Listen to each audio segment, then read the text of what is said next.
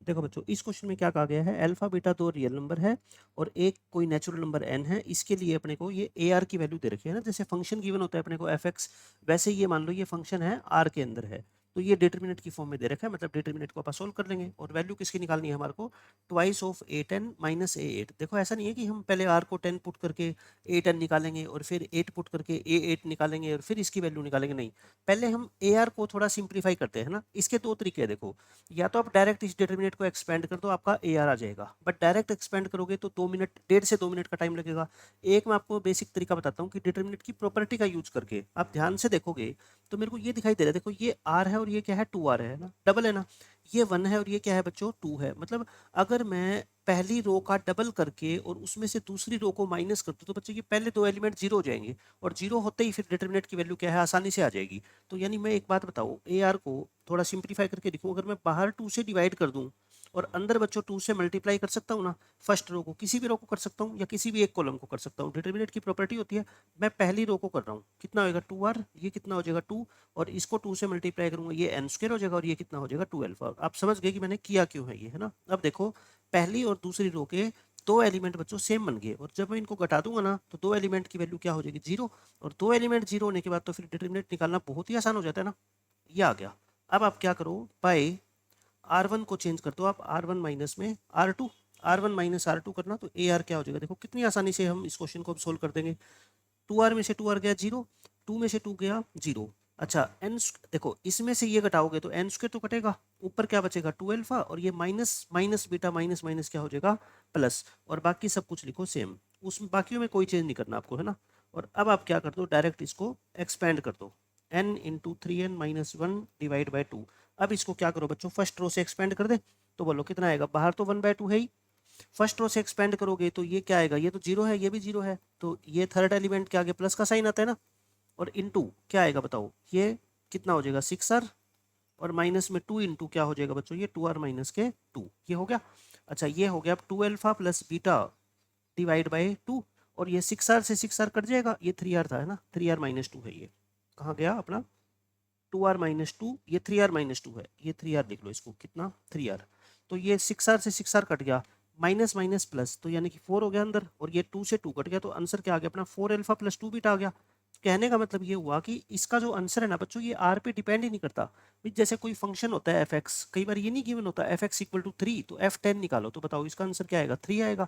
F5 पूछेगा तब भी कितना आएगा, 3, क्योंकि ये तो कांस्टेंट फंक्शन है, इसका आंसर एक्स पे डिपेंड ही नहीं करता। तो मतलब कि मेरा जो ए आर है ना बच्चों, वो क्या आ गया बताओ, 4 alpha plus 2 beta, 4 alpha plus में 2 बीटा, ये क्या आ गया 4 अल्फा प्लस 2 बीटा आ गया। अब आप बताओ मेरे को, अगर मैं A10 निकालूं, मतलब आर को 10 पुट करेंगे तो कोई फर्क ही नहीं पड़ता, तब भी ये आएगा, है ना। और अगर मैं A8 निकालूंगा तब भी बच्चों क्या आएगा, सेम ही आएगा, क्योंकि आर का तो ये फंक्शन कांस्टेंट फंक्शन है ना आर के रिस्पेक्ट में। तो फिर अपना आंसर क्या आ गया बोलो, twice of A10 minus A8। अब ये बताओ मेरे को, A10 और A8 तो एक ही बात है ना, मतलब डबल में से एक बार घटाओगे तो एक बार बचेगा, या फिर कोई बच्चा ऐसे करेगा, देखो twice of 4 alpha plus 2 beta करेगा और उसमें से एक बार 4 अल्फा प्लस 2 बीटा घटाएगा, तो आंसर क्या आएगा बताओ, 4 अल्फा प्लस 2 बीटा आएगा ना, 4 अल्फा प्लस में 2 बीटा, इस क्वेश्चन का क्या है आंसर है। तो बिल्कुल आसानी से मैंने डिटर्मिनेंट की छोटी सी प्रॉपर्टी लगा के आपको सोल्व करके बता दिया, ये क्वेश्चन कितनी आसानी से सोल्व हो गया। अच्छा मान लो एट बाय चांस पेपर के अंदर ये प्रॉपर्टी याद ना आए, तो मैंने बिल्कुल बेसिक तरीके से फर्स्ट रो से इसको एक्सपेंड करके दिखा दिया, बिना कोई फॉर्मूला लगाए।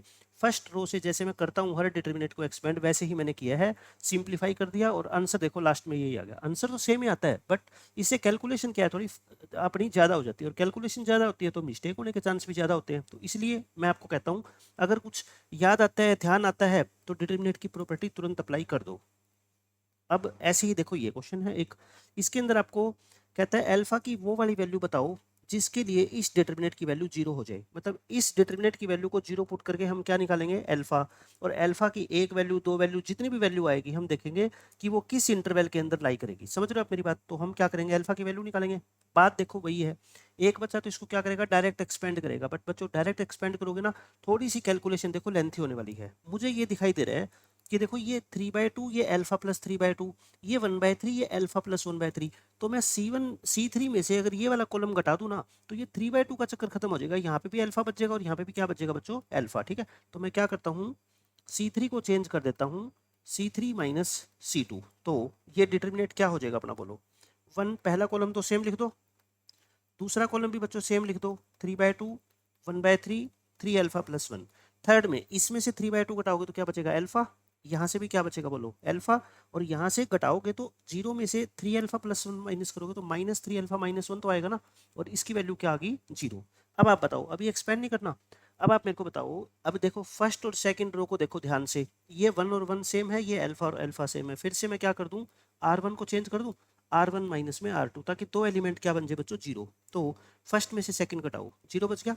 अच्छा 3/2 में से 1/3 तो घटा ही सकते हो आप, 6 9 में से 2 गए 7, तो ये कितना आ गया अपना 7/6 आ गया क्या, 7/6 आ जाएगा। और ये कितना आ गया बच्चों 0, और बाकी को सेम लिखो 1/3, और ये कितना आ गया अपना अल्फा, ये है बच्चों 2 अल्फा प्लस 3 3 अल्फा प्लस 1, और -3 अल्फा माइनस में 1 इक्वल टू 0। सोल्व कर दे इसको, इसको सिंप्लीफाई कर लो, ये तो 0 ही है। अच्छा सेकंड टर्म क्या आ गया, माइनस का साइन आता है ना, ये माइनस के 7/6, और ये कटेगा तो बच्चों इसकी मल्टीप्लाई होगी तो क्या होगा बोलो, माइनस के 3 अल्फा माइनस 1 होगा, और minus alpha into 2 alpha plus में क्या हो जाएगा 3, और इक्वल टू क्या आ जाएगा 0। अब देखो इस -7/6 का कोई फर्क ही नहीं पड़ता ना, बस इसको सोल्व कर लो आप, क्या आ गया बोलो, माइनस के 3 alpha -1 -2 alpha square -3 alpha equal to 0।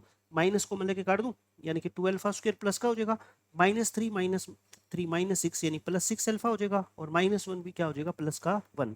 तो यानी मेरी इक्वेशन आ गई 2 alpha square plus 6 alpha plus 1 equal to 0। अब देखो डायरेक्ट फैक्टराइजेशन तो होगी नहीं, तो अल्फा की वैल्यू निकाल लो क्वाड्रेटिक फॉर्मूला से, -b plus minus B square -4 into A into C, और अपॉन में क्या होता है बच्चों 2a होता है ना, तो इसको सिंप्लीफाई करो, ये कितना होगा 28, और 28 क्या होता है 4 इंटू 7 होता है, -6 प्लस -2 √7 हो गया। 2 तो काट दो कॉमन लेके, है ना, ऊपर से 2 कॉमन लेके तो काट दो, ये आ गया। अब एक बार के लिए मेरे कहने पे आप √7 की अप्रोक्सीमेट वैल्यू कितनी पुट कर लो, 2.6 पुट कर लो, अप्रोक्सीमेट पुट कर रहा हूँ मैं, ठीक है। तो -3 प्लस -2.6/2, तो बताओ नेगेटिव वैल्यू लोगे तो ऐसी वैल्यू आएगी, और पॉजिटिव वैल्यू बच्चों लोगे तो अल्फा की वैल्यू ये आ जाएगी। बताओ माइनस के 5.6/2 माइनस के 2.8, और ये कितनी आ गई माइनस के 0.4 यानी कि 0.2।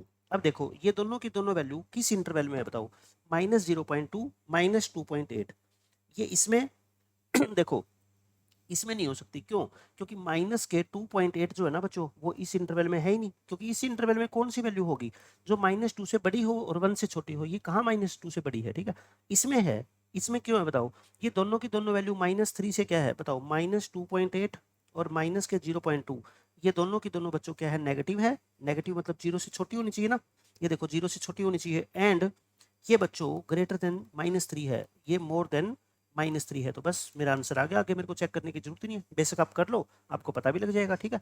तो बिल्कुल आसानी से मैंने दो वैल्यू निकाल के और बता दिया कि ये -3 से दोनों वैल्यू बड़ी है और 0 से दोनों वैल्यू छोटी है, क्यों, दोनों वैल्यू नेगेटिव है, तो अपना आंसर आ गया अल्फा का, इस रेंज के अंदर लाई करेगा अल्फा।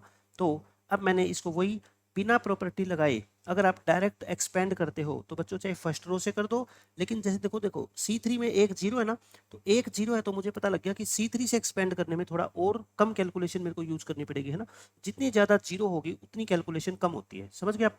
अच्छा एक बात और, कई बच्चों को ये दिमाग में बात आती है कि जैसे फर्स्ट रो से एक्सपेंड करते हैं तो साइन क्या लेते हैं प्लस माइनस प्लस, अगर बच्चों आपको किसी भी रो या किसी भी कॉलम से एक्सपेंड करने हो ना तो साइन क्या लोगे मैं आज आपको बता देता हूँ, प्लस माइनस प्लस इंटरचेंज कर दो, plus minus plus minus plus minus फिर प्लस फिर माइनस फिर प्लस। तो देखो फर्क क्यों नहीं पड़ा इस क्वेश्चन में, क्योंकि थर्ड कॉलम से करोगे तो उसमें भी साइन बच्चों प्लस माइनस प्लस आता है, बट आप कहोगे सर हम तो सेकंड कॉलम से करेंगे, तो सेकंड कॉलम से साइन क्या आएगा पता है, माइनस प्लस माइनस आएगा, समझ रहे हो आप मेरी बात। तो मैंने आपको ये बता दिया किसी भी रो या किसी भी कॉलम से एक्सपेंड करो तो ये प्लस माइनस के सिंबल का इस तरीके से आपको ध्यान रखना है। तो मैंने देखो आपको C3 से एक्सपेंड करके बता दिया बिना कोई प्रॉपर्टी लगाए, और इक्वेशन देख लो वही आ गई, ठीक है। तो आपका जैसे मन करे वैसे करो, बट मैं कहता हूँ डिटर्मिनेंट की प्रॉपर्टी को अप्लाई करना बच्चों सीख लो, रो ऑपरेशन कॉलम ऑपरेशन लगाना ये आपके एग्जाम में बहुत ज़्यादा काम आने वाला है। देखो अब ये क्वेश्चन देखो बहुत ही अच्छा क्वेश्चन है, मैं आपको बहुत अच्छा मेथड इसका देखो बताऊंगा।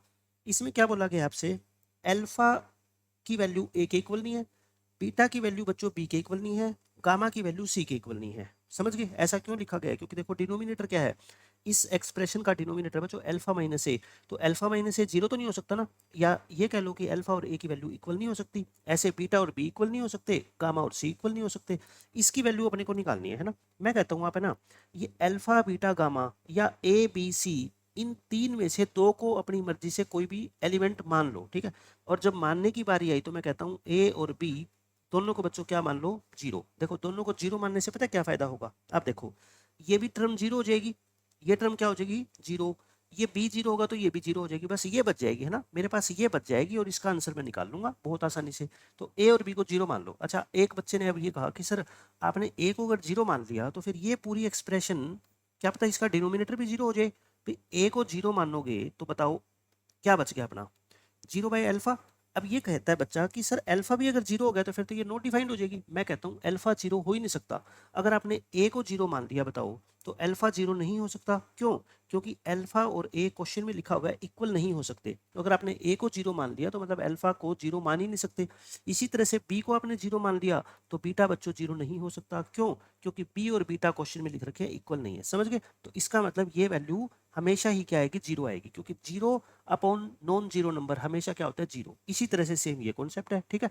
तो दो जीरो मानने से देखो ये क्वेश्चन कितना आसान हो गया। तो बोलो ए और बी को जीरो मान लोगे तो मेरे को बताओ डिटर्मिनेंट की वैल्यू जीरो दे रखी है ना, क्वेश्चन के अकॉर्डिंग क्या हो गया ये, अल्फा, बी क्या है जीरो, सी तो सी है, ए क्या है बच्चों जीरो, और ये भी क्या है जीरो, और बीटा तो बीटा ही है, और ये क्या है जीरो, सी, और कितना आ गया गामा, बस इक्वल टू जीरो दे रखा है। अब इसको एक्सपेंड कर दे, इसको एक्सपेंड कर दो। अच्छा किससे करे एक्सपेंड बताओ, plus minus plus, first column से करते, देखो फर्स्ट कॉलम में दो जीरो है ना, मतलब कि बस अल्फा अल्फा से स्टार्ट कर दो आप, और ये खत्म, ये खत्म, क्या आ गया बोलो अंदर, बीटा गामा माइनस में जीरो। तो इसका आंसर क्या आ गया बोलो बच्चों, alpha beta gamma equal to zero है ना, ये क्या आ गया इक्वल टू जीरो, यानी कि अल्फा बीटा गामा की वैल्यू क्या आ गई, जीरो।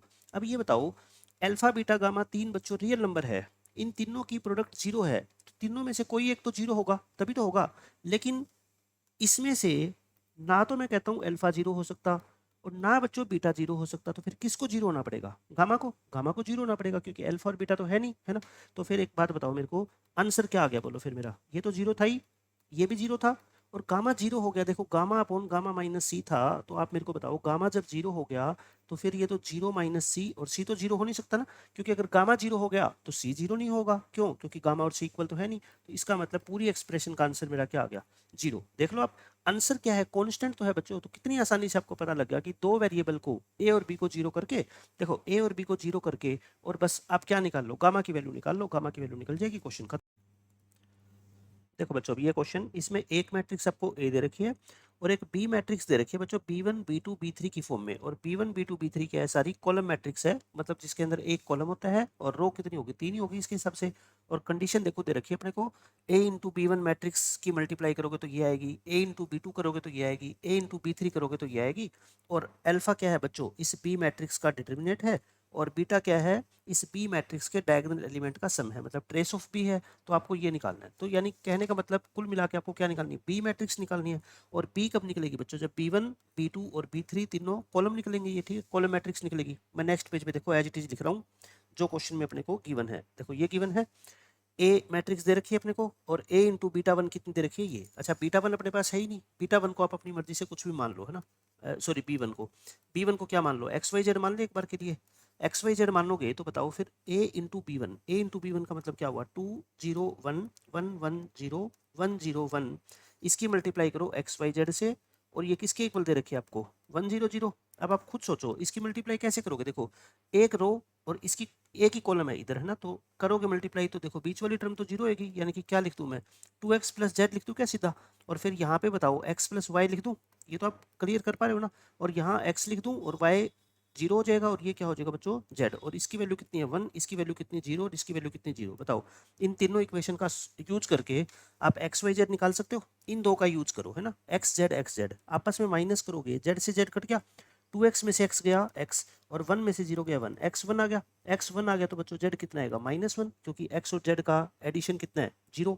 अब y देखो, x अगर 1 है तो बच्चों x प्लस वाई 0 है, तो y भी कितना आएगा बोलो, -1। तो फिर b1 मैट्रिक्स क्या आ गई अपनी बताओ, x वाई जेड आ गई ना, देखो कितनी आसानी से आ गई B1। इसी तरह से बच्चों क्या निकाल दो आप, A इंटू B2। अच्छा देखो B2 को वैसे तो सब्जेक्टिव क्वेश्चन के हिसाब से तो फिर हम क्या इसको एक्स वाई जेड नहीं मान सकते, बट यहाँ तो ऑब्जेक्टिव कर रहे हैं ना हम। B2 को भी मैं क्या मान लेता हूँ एक बार एक्स वाई जेड, लेकिन एक्स वाई जेड का मतलब ये नहीं है कि ये वाली वैल्यू यूज कर लेंगे एक्स वाई जेड की, ठीक है। ये तो मैं अच्छी मान रहा हूँ, क्यों मान रहा हूँ उसका रीजन है देखो मेरे पास, क्योंकि मेरे पास जो 3 इक्वेशन आएगी ना बच्चों, उसमें जो वेरिएबल वाली इक्वेशन होगी वो सेम हो जाएगी ऐसा करने से। ये देखो, अब आप एक बात बताओ, इसकी मल्टीप्लाई अभी तो आपने की थी और अभी दोबारा करोगे तो फिर बताओ कोई चेंज हो जाएगा क्या? वही होगी 2x plus z, x plus y और बच्चों x प्लस जेड, बस यहाँ पे वैल्यू चेंज हो जाएगी, समझ रहे हो। तो इसलिए मैं क्या करूंगा, अब की बार मेरे को लिखने की भी जरूरत नहीं पड़ेगी, ये 3 इक्वेशन लिख के और इसकी वैल्यू क्या रख दूंगा, 3 2 1 रख दूंगा नेक्स्ट टाइम। बस इन दोनों को सोल्व करो, आपस में घटाओगे बच्चों, जेड से जेड कट गया, एक्स कितना आ गया बताओ, 2 आ गया, एक्स 2 आ गया तो बच्चों जेड कितना आएगा, -2, एक्स 2 आएगा तो वाई कितना आएगा, 1। तो इसका मतलब P2 जो मैट्रिक्स है मेरी वो क्या आ गई बताओ, 2। ध्यान रखना पहले एक्स लिखोगे फिर वाई लिखोगे फिर क्या लिखोगे, जेड। ये आ गया। ऐसे ही B3 में बताओ, डायरेक्ट लिख दूं मैं क्या, 2x प्लस जेड और फिर बच्चों x प्लस वाई और फिर x प्लस जेड, है ना। ऐसे ऐसे क्वेश्चन सिर्फ दिखने में लेंथी होते हैं लेकिन है नहीं एक्चुअल में लेंथी, दिमाग लगाओ अपना, है ना। इस तरीके से ये हो गया, जेड कट गया, x की वैल्यू कितनी आएगी बच्चों, 2। अच्छा x2 आ गया तो जेड कितना आएगा, -1, x2 आ गया तो फिर y कितना आएगा अपना 0। तो B3 कितना आ गया बोलो, B3 आ गया बच्चों 2, 0 और -1। मैंने तीनों B1 B2 B3 निकाल दी, तो मेरे पास अब B मैट्रिक्स आ जाएगी, है ना। P मैट्रिक्स क्या है बताओ, पहले B लिखो, B1 लिखो 1 -1 -1, फिर दूसरे कॉलम में बच्चों क्या लिखो, B2 2 1 -2 2 1 -2, और तीसरे कॉलम में बच्चों लिखो 2 0 -1 2 0 -1। इसका क्या निकाल दो, डिटर्मिनेंट निकाल दे, B का डिटर्मिनेंट निकाल दो। ये क्या दे रखा है आपको क्वेश्चन में, अल्फा दे रखा है, ठीक है। डिटर्मिनेंट कितना आएगा बोलो, 1, और ये कितना आ जाएगा -1, फिर क्या आएगा बच्चों -2, और ये आ जाएगा अपना 1, और फिर +2, और ये कितना आएगा 2 + 1 यानी कि 3। तो -1 -2 +6 यानी कि 3 आ गया, है ना। अल्फा आ गया। बीटा, बीटा क्या है पता है, बीटा है बच्चों सम ऑफ डायगोनल एलिमेंट्स, यानी कि ट्रेस, इस मैट्रिक्स की ट्रेस, ट्रेस को क्या बोलते हैं, डायगोनल एलिमेंट का सम बोलते हैं ना, सम ऑफ डायगोनल एलिमेंट्स। तो कितना हो जाएगा बच्चों, 1 + 1 -1 यानी कि 1 आ गया। तो अपने से पूछा क्या है, अल्फा क्यूब प्लस में बीटा क्यूब यानी कि 3 का क्यूब प्लस 1 का क्यूब, बच्चों आंसर कितना आएगा 28। आसान सा क्वेश्चन था, मैंने आपको बता दिया कि B1 B2 B3 को अलग अलग वेरिएबल में मानने की जरूरत नहीं है, बल्कि एक्स वाई जेड मानो। उससे फायदा ये होगा कि ये 3 इक्वेशन अपने को बार बार से निकालनी नहीं पड़ेगी, एक में ही काम चल जाएगा अपना। उसके बाद देखो बच्चों, ये थ्योरम सबसे इंपॉर्टेंट थ्योरम है, कैले हैमिल्टन थ्योरम। 3 शिफ्ट के अंदर बच्चों इसका एक एक क्वेश्चन आया है, तो है ना, कैले हैमिल्टन थ्योरम का एग्जामिनर आपसे यूज करवाना चाहता है। मैं पूरी डिटेल के अंदर आपको इसको समझा देता हूँ, है ना। ये कैले और हैमिल्टन दो अलग अलग मैथमेटिशियन थे, इन्होंने मिलकर एक थ्योरम बनाई थी, इसलिए इसका नाम पड़ गया कैले हैमिल्टन, ठीक है सर। ऑर्थर कैले थे और विलियम हैमिल्टन थे। तो इन्होंने ये कहा कि अगर मान लो ए कोई स्क्वायर मैट्रिक्स है बच्चों, है ना, स्क्वायर मैट्रिक्स के ऊपर एप्लीकेबल होती है इनकी थ्योरम। तो ए माइनस लेमडा आई, देखो लेमडा एक कांस्टेंट है, आई आइडेंटिटी मैट्रिक्स है उसी ऑर्डर की जिस ऑर्डर की मैट्रिक्स ए है, ठीक है।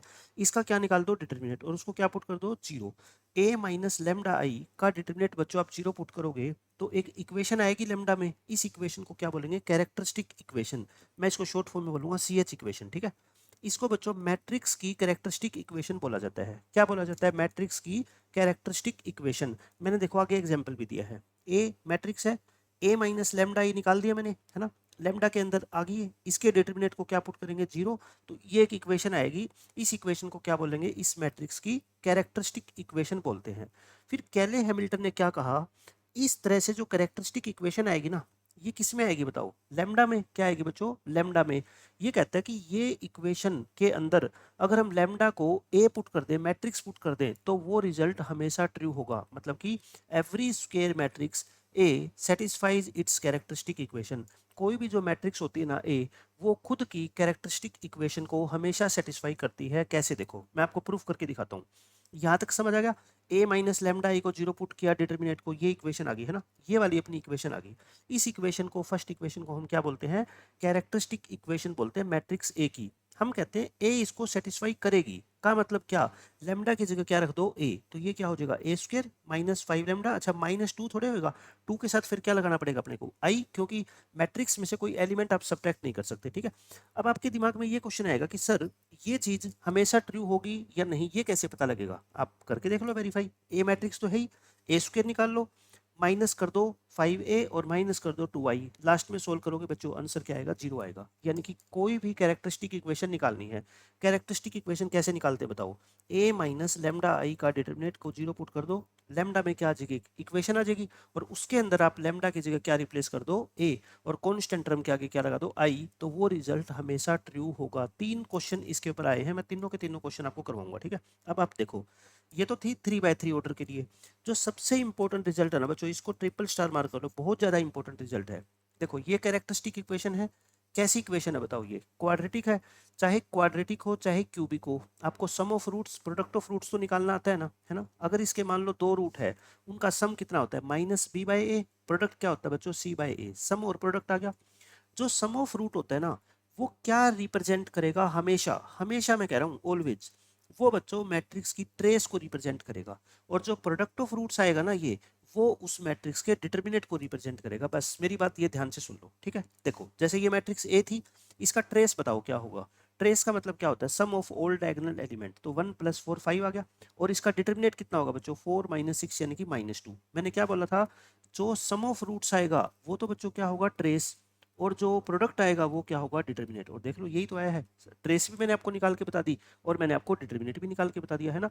किसी भी आपको जो कैरेक्टरिस्टिक इक्वेशन होगी, क्वेश्चन में गिवन होगी वो, ठीक है, उसमें जो सम ऑफ रूट्स होगा वो मैट्रिक्स क्या होगी बच्चों, ट्रेस, और जो प्रोडक्ट ऑफ रूट्स होगा वो क्या होगा, डिटर्मिनेट। बस ये बात, 2 बात ध्यान रख लो, ये चाहे 2/2 की मैट्रिक्स हो चाहे 3/3 की। मैंने देखो 3/3 का एग्जाम्पल भी ले दिया आपके सामने, ये 3/3 की मैट्रिक्स है, मैंने क्या निकाला पहले, a माइनस लेमडा ही निकाला, इसका डिटरमिनेंट को क्या पुट किया, 0, है ना, क्योंकि कैरेक्टरिस्टिक इक्वेशन यही होती है। ये इक्वेशन लास्ट में आ गई ना। अब आप मेरे को इसका सम ऑफ रूट्स बता दो, क्यूबिक इक्वेशन में सम ऑफ रूट्स क्या होता है बच्चों, -b/a, तो -4/a, 4 आ गया। और ट्रेस ऑफ ए भी कितनी है देख लो, ट्रेस क्या होता है, इन तीनों एलिमेंट का सम, ये भी कितना है, 4, मतलब सही हो गया ना, दोनों क्या है बच्चों, सेम है। फिर प्रोडक्ट ऑफ रूट्स क्या होता है बच्चों, -d/a, यानी -21, और इसका डिटरमिनेंट निकालोगे तो भी कितना आएगा बच्चों, -21। मैंने 2/2 का भी एग्जाम्पल आपके सामने दे दिया, 3/3 का भी दे दिया। ट्रेस मैट्रिक्स की अगर पूछ ले तो कैरेक्टरिस्टिक इक्वेशन जो है उसके सम ऑफ रूट्स निकाल दो, और डिटरमिनेंट अगर पूछ ले तो बच्चों उसकी प्रोडक्ट ऑफ रूट्स निकाल दो, बस क्वेश्चन खत्म, ठीक है। ये हो गया क्लियर। उसके बाद एक छोटा सा टॉपिक बच्चों, जब हम क्वाड्रेटिक इक्वेशन बच्चों को पढ़ाते हैं तो उसमें थ्योरी ऑफ इक्वेशंस चैप्टर है ना, थ्योरी ऑफ इक्वेशन नाम का टॉपिक है, उसके अंदर बच्चों को क्वाड्रेटिक, बाई क्वाड्रेटिक सारी इक्वेशन पढ़ाई जाती है, यानी हायर डिग्री की इक्वेशन। उसमें एक टॉपिक पढ़ाया जाता है ट्रांसफॉर्मेशन ऑफ रूट। मतलब एक इक्वेशन आपको दे रखी है, इसके रूट क्या है बच्चों, अल्फा और बीटा, और आपको कोई कह दे कि ऐसी इक्वेशन निकालो जिसके रूट अल्फा/2 और बीटा/2 हो, तो आप अलग से नहीं निकालते, आप सिर्फ इस इक्वेशन के अंदर फर्स्ट इक्वेशन में x की जगह क्या चेंज कर देते हो, 2x, यानी कि अल्फा/2 1/2 है तो उल्टा कर दिया करो, x × 2/1, है ना। और अगर 3 अल्फा 3 बीटा वाली निकालनी हो तो x को बच्चों क्या कर दो, x/3, इसका रेसिप्रोकल, ठीक है। और प्लस में आ जाए, +4 आ जाए तो x को x-4 कर दो, माइनस आ जाए तो +4 कर दो, है ना। सबसे इंपॉर्टेंट बच्चों ये होता है, इसमें बच्चे कंफ्यूज हो जाते हैं। आपसे कोई ऐसी इक्वेशन पूछे कि जिसके रूट अल्फा स्क्वायर और बीटा स्क्वायर हो, देखो उल्टा प्रोसेस होता है, डिवाइड हो तो मल्टीप्लाई, मल्टीप्लाई हो तो डिवाइड, प्लस हो तो माइनस, माइनस हो तो प्लस, तो ये स्क्वायर है, और स्क्वायर का उल्टा क्या होता है, स्क्वायर रूट। तो यानी कि आप x को किससे रिप्लेस करोगे, x√x से, ठीक है। मैं एक एग्जांपल आपको दे देता हूँ। इस इक्वेशन के रूट सब बच्चों को पता होता है, 1 और 2 है।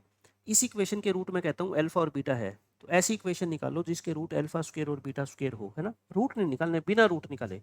तो आप क्या करोगे बताओ, इस इक्वेशन में x को किससे रिप्लेस करोगे, √x से। बच्चे x को x स्क्वायर से रिप्लेस कर देते हैं गलती से, नहीं, x स्क्वायर से नहीं बच्चों, किससे, √x से करना है, ठीक है। तो x की जगह √x लिखोगे, बोलो ये इक्वेशन बन गई। मेरे को तो क्वाड्रेटिक बनानी है ना, तो इस रूट वाली टर्म को अकेला रख दो, है ना, और दोनों तरफ क्या कर दो, स्क्वायर कर दो, आ गई ये इक्वेशन। अब आप खुद देखो, इस इक्वेशन के रूट 1 और 2 होते हैं, और इस इक्वेशन के रूट तो आपको निकालने आते हैं ना, 1 और 4 होते हैं। तो देखना, ये वाला 1 इस 1 का स्क्वायर है, और ये वाला 4 इस 2 का स्क्वायर है। मतलब इस नई इक्वेशन के जो रूट है ना, वो पहले वाली इक्वेशन के रूट के स्क्वायर है। समझ गए आप मेरी। तो स्क्वायर वाली इक्वेशन निकालनी हो तो क्या करोगे आप, x को √x से रिप्लेस करोगे। ये बात आप क्वाड्रेटिक इक्वेशन में सीख चुके हो। अब ये क्वेश्चन देखो, मैं आपको इस क्वेश्चन को दोनों मेथड से कराऊंगा। जो बच्चा बेसिक से करेगा वो कैसे करेगा देख लेना आप, और जो बच्चा केले-हैमिल्टन थ्योरम का यूज करके करेगा वो कैसे करेगा।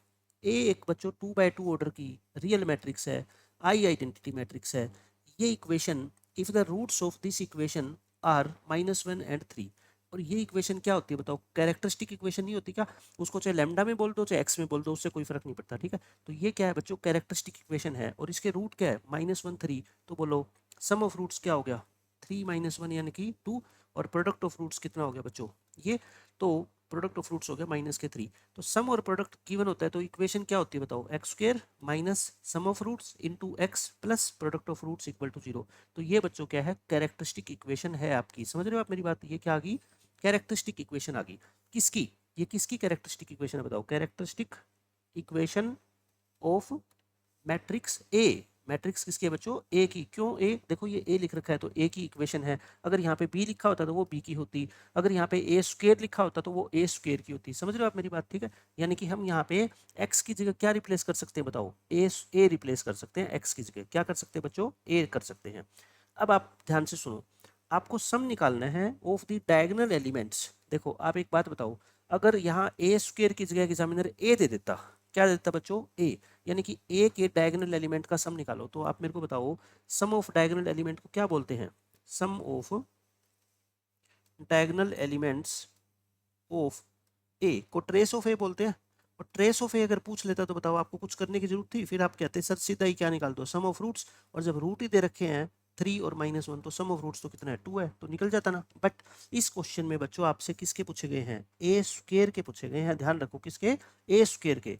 तो कहने का मतलब ये है, मेरे को एक ऐसी इक्वेशन मिल गई, देखना ए इसको सेटिस्फाई करेगी ना। आप मेरे को ये बताओ क्या इसको ए सेटिस्फाई करेगी, ए सेटिस्फाइज इट। इसका मतलब एक्स की जगह क्या रिप्लेस कर दो, ए -2a और -3i इक्वल टू 0। यहाँ तक तो समझ आ गया, किसी बच्चे को कोई प्रॉब्लम नहीं है। अब मेरे को ऐसी इक्वेशन चाहिए बच्चों, मेरे को क्या चाहिए, इक्वेशन ए में नहीं ए स्क्वायर में। यानी आप ये मान सकते हो अगर इसके रूट अल्फा और बीटा है तो मुझे बच्चों ऐसी इक्वेशन चाहिए जिसके रूट क्या हो, अल्फा स्क्वायर और बीटा स्क्वायर हो, अल्फा स्क्वायर और बीटा स्क्वायर हो। तो फिर बताओ मैं क्या करूंगा, चेंज कर दो इसमें, चेंज एक्स को किस में चेंज करोगे बोलो, रूट एक्स में। चाहे ए में कर लो, ए को रूट ए कर दो, चाहे एक्स में कर दो, उससे कोई फर्क नहीं पड़ता, ठीक है। ए कैरेक्टरिस्टिक इक्वेशन है तो इसको मैट्रिक्स तो सेटिस्फाई करेगी।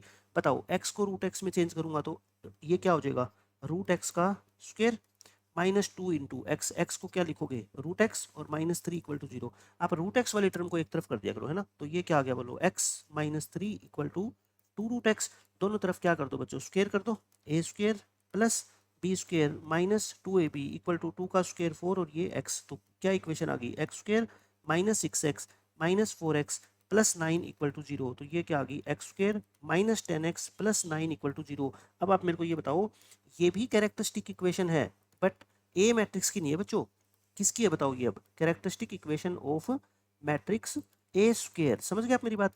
अब ये ए मैट्रिक्स की नहीं है, किसकी है, ए स्क्वायर मैट्रिक्स की है, क्योंकि आपको ए स्क्वायर के ऊपर काम करना है ना। तो मैंने सीधी ए स्क्वायर की निकाल दी। तो अब आप मेरे को बता दो ट्रेस ऑफ ए क्या होता है, ट्रेस ऑफ ए का मतलब यहाँ पे ए स्क्वायर, ठीक है। तो क्या होगा, सम ऑफ रूट्स, और सम ऑफ रूट्स इस इक्वेशन में आप नहीं बता सकते कितना है बच्चों, 10। तो इस क्वेश्चन का आंसर कितना आ गया, 10। देखो कैले हैमिल्टन थ्योरम का यूज करके मैंने कितनी आसानी से ये क्वेश्चन प्रूव कर दिया। और मैंने आपको ये भी बता दिया कि अगर यहाँ पे तो ए स्क्वायर आ गया, चलो पेपर में अगर ए आ जाता तो मुझे कुछ भी लिखने की जरूरत नहीं थी, मैं कह देता था इन दोनों का जो सम ऑफ रूट्स है ना बच्चों, वही क्या होगा आपका डायगोनल एलिमेंट का सम होगा। यानी कि 3 - 1 कितना हो गया, 2, 2 मेरा आंसर आ जाता। बट मुझे जो इक्वेशन मिली है ना वो कैरेक्टरिस्टिक इक्वेशन ए की है, बट मेरे को काम करना है ए स्क्वायर पे। तो आप बताओ अल्फा बीटा रूट आपको दे रखे हो और आपको ऐसी इक्वेशन निकालनी हो जिसके root alpha square beta square हो, तो मैंने अभी बताया था ना, एक्स की जगह क्या रिप्लेस कर दो, रूट एक्स करके नई इक्वेशन बना लो। तो इस इक्वेशन के रूट अल्फा बीटा नहीं है, क्या है बच्चों, अल्फा स्क्वायर और बीटा स्क्वायर है। समझ रहे हो आप मेरी बात, अल्फा स्क्वायर और बीटा स्क्वायर है। तो फिर इसकी ट्रेस क्या हो जाएगी, फिर ए स्क्वायर की सम ऑफ रूट्स हो जाएगी। यानी कि 10 इस क्वेश्चन का क्या आ गया, आंसर आ गया। समझ गए आप इतनी बात। अब मैं आपको इसका बेसिक मेथड और बता देता हूँ, बेसिक मेथड। लेकिन मान लो कभी कैरेक्टरिस्टिक इक्वेशन का यूज नहीं करना आता, देखो 3 क्वेश्चन एग्जामिनर दिए हैं और क्लियर है कि वो आपसे कैले हैमिल्टन थ्योरम का यूज करवाना चाह रहा है, इसलिए तो इसने ये क्वेश्चन दिया है। अब बेसिक मेथड से देखो मैं समझाता हूँ, सोल्व तो हो जाएगा ये भी।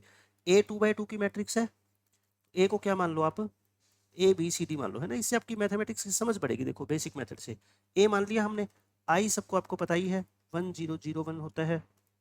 क्वेश्चन के अकॉर्डिंग आपको एक इक्वेशन दे रखी है बच्चों, क्या a - xi का डिटरमिनेंट क्या दे रखी है बच्चों, ये 0, है ना। ये एक इक्वेशन दे रखी है, निकाले हम ये इक्वेशन।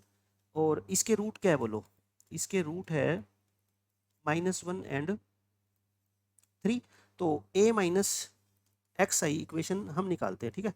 तो A B C D minus X into I 1001, इसको सोल्व करें, यानी कि डायगोनल एलिमेंट में से x माइनस कर दो, है ना। a माइनस एक्स, ये b, ये c, और ये क्या आ गया बच्चों d माइनस एक्स। इसके डिटर्मिनेंट को क्या पुट कर दो, 0। a माइनस एक्स आई को बच्चों 0 पुट करोगे तो बताओ क्या इक्वेशन आ गई अपनी पास, a minus X into D minus X और minus B C equal to 0। थोड़ा सिंप्लीफाई करें, a से मल्टीप्लाई करो, a से मल्टीप्लाई करो तो क्या आएगा, A D minus A X minus D X plus X square और minus B C equal to 0। मैं इसको क्वाड्रेटिक बना लेता हूँ, ठीक है। तो एक्स स्क्र और माइनस एक्स कॉमन ले लो, क्या आएगा a प्लस डी और प्लस क्या आ जाएगा बच्चों a D minus B c. बताओ ऐसी इक्वेशन बन गई, है ना, ये इक्वेशन बन गई। अब आप मेरे को बताओ इक्वेशन ये है क्या रियल में, इसके रूट क्वेश्चन में दे रखे हैं, इसके रूट्स है बच्चों कितने, -1 and 3। तो सम ऑफ रूट्स आप मेरे को बता दो ना, सम ऑफ रूट्स क्या होता है, -b/a। तो बताओ a प्लस डी आ जाएगा क्या, और वैसे सम ऑफ रूट्स कितना है बोलो, इन दोनों रूट का सम यानी कि 2 है, यानी a प्लस डी की वैल्यू कितनी आ गई 2। और प्रोडक्ट ऑफ रूट्स बताओ इस इक्वेशन का c/a यानी कि ad माइनस बी सी, और ad माइनस बी सी और रूट का प्रोडक्ट है कितना वैसे -1 × 3 यानी कि -3। तो मेरे पास दो इक्वेशन आ गई, a प्लस डी कितनी आ गई 2, देखो a प्लस डी बच्चों कितनी आ गई 2, और a D minus B C की वैल्यू कितनी आ गई -3। अब ये मत सोचना कि वेरिएबल 4 है, इक्वेशन 2 है, वैल्यू कैसे निकाले, वैल्यू आपको निकालनी नहीं है, ठीक है। आपको सिर्फ क्या निकालना है बताओ, आपको निकालना है ए स्क्वेयर जो मैट्रिक्स है ना उसके डायगोनल एलिमेंट का सम। तो बताओ ए स्क्वेयर निकालो पहले। अब देखो पूरी स्क्वेयर करने की जरूरत नहीं है, सिर्फ डायगोनल एलिमेंट चाहिए अपने को, तो है ना। तो मैं ऐसा कर देता हूँ ना, फर्स्ट रो की फर्स्ट कॉलम से करोगे तो क्या आएगा बताओ, ए स्क्वेयर प्लस बी सी आएगा। अब यहाँ पे क्या आएगा मेरे को क्या मतलब है, यहाँ पे क्या आएगा मेरे को क्या मतलब है, ठीक है। अब सेकंड रो की सेकंड कॉलम से करो, ये रही सेकंड रो, ये रही सेकंड कॉलम, तो क्या आएगा बताओ, बी सी प्लस डी स्क्वेयर आ गया, यानी कि डी स्क्वेयर प्लस में ये क्या आएगा, डी स्क्वेयर बी सी प्लस डी स्क्वेयर, है ना, सेकंड रो सेकंड कॉलम, ये आ गया अपना ए बी सी डी और ए बी सी डी। मैंने सही किया है क्या, ए स्क्वेयर प्लस बी सी, और यहाँ पे कुछ आएगा फर्स्ट रो की फर्स्ट कॉलम से करोगे तो सेकंड रो की सेकंड कॉलम से करोगे तो क्या आएगा अपना बी सी प्लस में डी स्क्वेयर, और ये क्या है यहाँ पे भी बी सी है, यहाँ पे भी क्या है बच्चों बी सी है, ठीक है। तो इसके डायगोनल एलिमेंट का सम चाहिए था मेरे को, यानी कि आंसर मेरा क्या है बताओ, आंसर मेरा है A square plus B C plus D square plus B C. तो यानी कि ये क्या आ गया, A square plus D square plus में 2bc।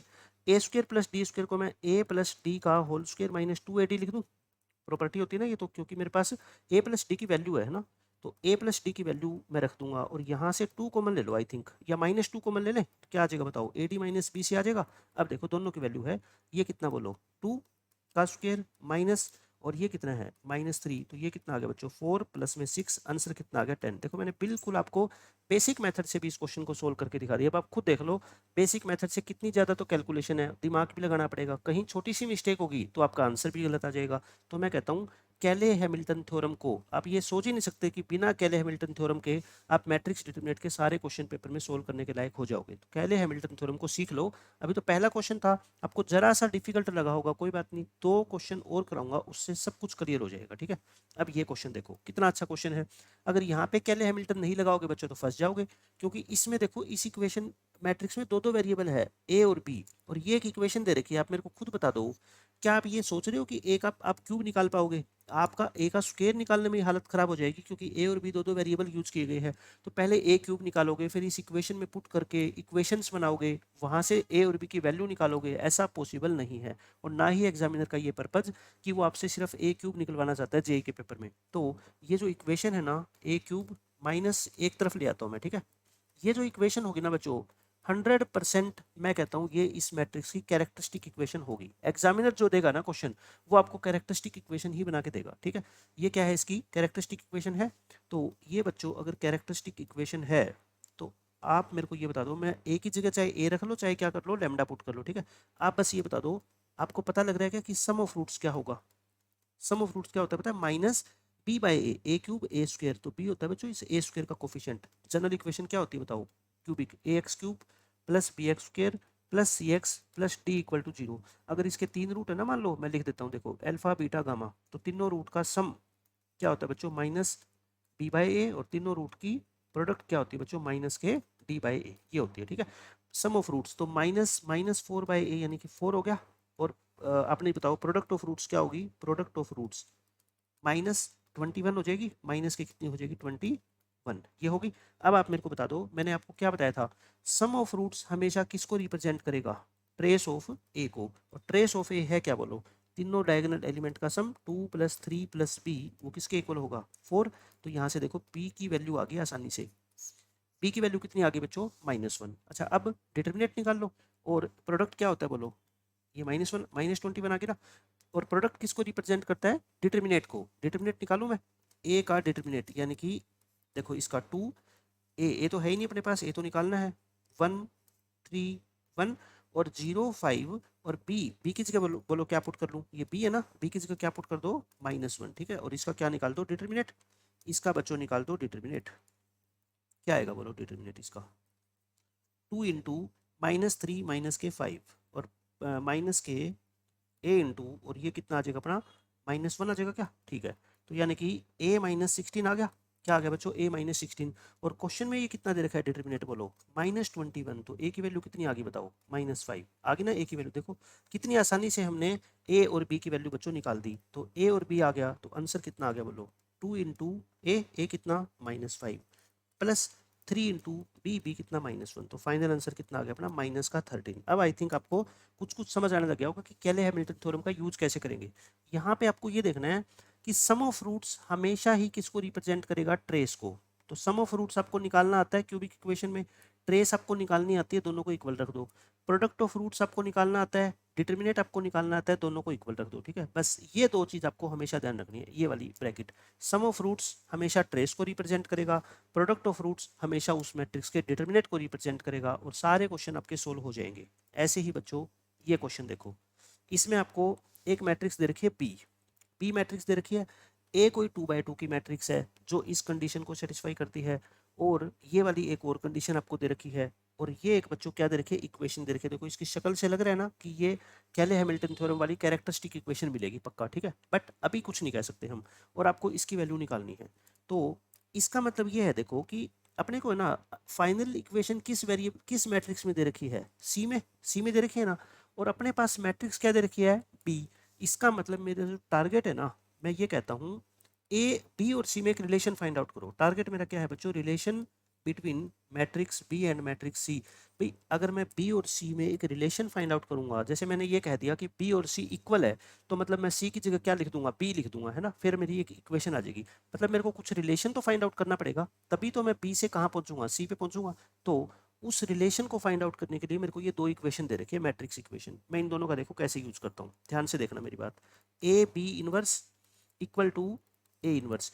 मुझे क्या करना है देखो, पहले तो इन दोनों इस इक्वेशन से तो मेरे को ए और बी में एक रिलेशन पता लगेगा, है ना, और यहाँ से मैं बी और सी में एक रिलेशन पता कर लूंगा। यहाँ से बताओ अब मेरे को पता है क्या है, ए या आप ये टारगेट बना लो कि या तो ए को खत्म करना है या किसको खत्म करना है बच्चों, बी को खत्म करना है। मैं दोनों तरफ ए से मल्टीप्लाई कर दूं, मैट्रिक्स में मल्टीप्लाई कर सकते हैं ना, मल्टीप्लाइंग बाय ए। इससे देखो क्या होगा, उधर ए इनवर्स है ना, तो ए बी इनवर्स, और ये क्या है बच्चों ए इंटू ए इनवर्स, और ए इंटू ए इनवर्स क्या होता है बोलो आई, और ए इंटू ए स्क्वेयर। और अब ये बोलो ए स्क्वेयर की मल्टीप्लाई बी इनवर्स से कर रहे हो, है ना, आई आ रहा है, तो दोनों तरफ बी से मल्टीप्लाई कर दूं, या तो ऐसा कर लो, ये बी उधर, बी इनवर्स उधर जाके क्या हो जाएगा, बी हो जाएगा। या आप ऐसे नहीं समझ आता तो बी से पोस्ट मल्टीप्लाई कर दिया करो ऐसे, ठीक है। तो ये क्या हो गया बोलो आई, और ये क्या हो गया बी। तो यानी कि यहाँ से मेरा एक रिलेशन आ गया कि ए स्क्वेयर की जो वैल्यू है ना बच्चों, वो क्या है, बी है। समझ गए, ए स्क्वेयर किसके इक्वल है बोलो, बी है। अब इस पे आ जाओ, B C B inverse is equal to A. अब यहाँ से मेरा टारगेट क्या है बच्चों, बी को इलिमिनेट करो, क्या करो, इलिमिनेट बी। और बी कैसे इलिमिनेट होगा फिर बताओ, जहाँ अगर पीछे बी इनवर्स है तो उसको बी से मल्टीप्लाई करो, और आगे बी है तो बी इनवर्स से करो, ऐसे ही तो होगा, है ना। तो बी सी बी इनवर्स, तो मैं इसको बी से मल्टीप्लाई कर देता हूँ ऐसे, ठीक है। बी इंटू बी इनवर्स क्या हो जाएगा बोलो आई, ये हो गया।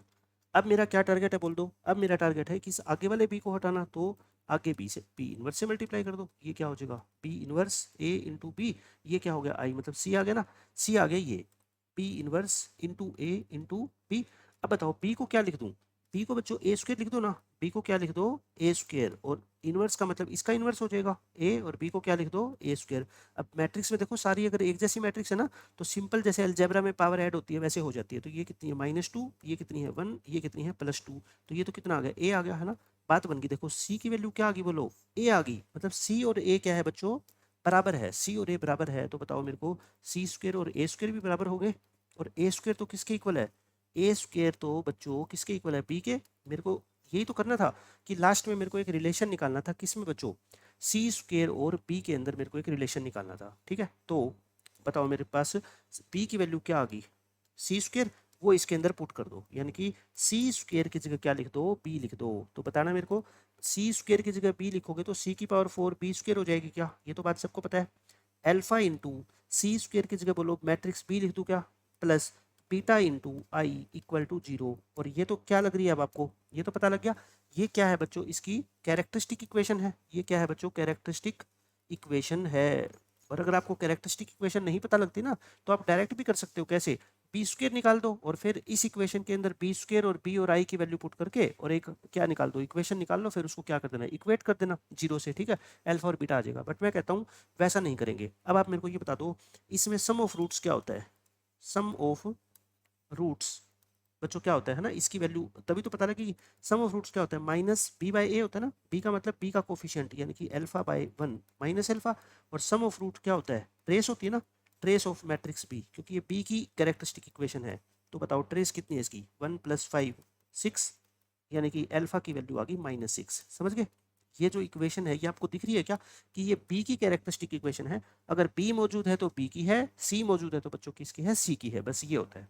ये आ गया, अल्फा की वैल्यू कितनी, -6। अब बताओ प्रोडक्ट ऑफ रूट्स कितनी है, प्रोडक्ट ऑफ रूट्स बच्चों कितनी आएगी प्रोडक्ट। अच्छा आपको देखो ये समझ नहीं आता ना ऐसे, आप बी की जगह क्या पुट कर दिया करो, लैम्डा, तो क्या आ जाएगा lambda square plus alpha into lambda, और बी की जगह क्या पुट करोगे, लैम्डा, यहाँ तो है ही नहीं ना, बी की जगह लैम्डा पुट करना है, तो ये तो कितना होगा, फिर ये कांस्टेंट आ जाएगा, फिर आई हट जाता है। आई तो क्यों आता है, क्योंकि ये मैट्रिक्स है पूरी, इसलिए आई आता है, और अगर लैम्डा आ जाएगा तो फिर आई खत्म हो जाएगा। तो बताओ प्रोडक्ट ऑफ रूट्स क्या होगी, अब तो दिख गया ना, बीटा होगी बीटा। और प्रोडक्ट ऑफ रूट्स क्या होता था, डिटर्मिनेट होता था, और डिटर्मिनेट क्या है बताओ इसका, 5 - 3 यानी कि 2। तो यानी कि बीटा की वैल्यू कितनी आ गई बच्चों, 2। बीटा की वैल्यू आ गई कितनी, 2। तो मेरा बता दो आंसर कितना आ गया, आंसर है बच्चों 2 बीटा माइनस अल्फा, यानी कि बीटा की वैल्यू 2 पुट करोगे 4 माइनस -6, आंसर कितना आ गया बच्चों 10। 10 इस क्वेश्चन का करेक्ट आंसर है। देखो मैंने आपको इन दो इक्वेशन का यूज करके ए बी सी में एक रिलेशन बता दिया, और फिर सी स्क्वायर की जगह मैंने बी रिप्लेस कर दी, तो ये बी की कैरेक्टरिस्टिक इक्वेशन आ गई। कैरेक्टरिस्टिक इक्वेशन आ गई तो उसके बाद इसको या तो बी में ही रख लिया करो, अगर बी में कंफ्यूजन होती है तो बच्चों बी की जगह क्या पुट कर दिया करो, लैम्डा, ताकि आपको ये क्वाड्रेटिक इक्वेशन नजर आने लग जाए। ठीक है, ये क्या है, क्वाड्रेटिक, और इसका सम ऑफ रूट्स निकाल लो, प्रोडक्ट ऑफ रूट्स निकाल लो, सम को क्या लिख दो ट्रेस, और प्रोडक्ट को क्या लिख दो डिटर्मिनेट, और बस वहां से अल्फा बीटा की वैल्यू आपकी आ जाएगी, आंसर आ जाएगा। तो ये 3 क्वेश्चन आए थे कैले हैमिल्टन थ्योरम के ऊपर। अब ये क्वेश्चन देखो बच्चों, अब जो अगले 3 क्वेश्चन है ना, बस बिल्कुल ध्यान लगा के पूरी 100% कंसंट्रेशन के साथ मेरी बात को सुनना, क्या कह रहा हूँ, क्योंकि इसमें सबसे ज्यादा बच्चे कंफ्यूज हुए थे नेक्स्ट 3 क्वेश्चन में, है ना। ये क्वेश्चन जो सबसे इंटेलिजेंट बच्चे भी थे ना, वो भी इन क्वेश्चंस के आंसर गलत कर दिए। क्यों, क्योंकि वो ना क्वेश्चन की लैंग्वेज अच्छे से नहीं समझ पाए, क्योंकि ऑप्शन देखो 4 इतने कंफ्यूजिंग दे रखे एग्जामिनर ने। बट मैं आपको एक एक बात एक्सप्लेन करूंगा। ये 3 इक्वेशन आपको दे रखी है बच्चों, 1 2 और 3, है ना, 2 और ये तीन इक्वेशन दे रखी है आपको, और 2 वेरिएबल है क्वेश्चन में, एक लैम्डा है और एक क्या है बच्चों, म्यू है।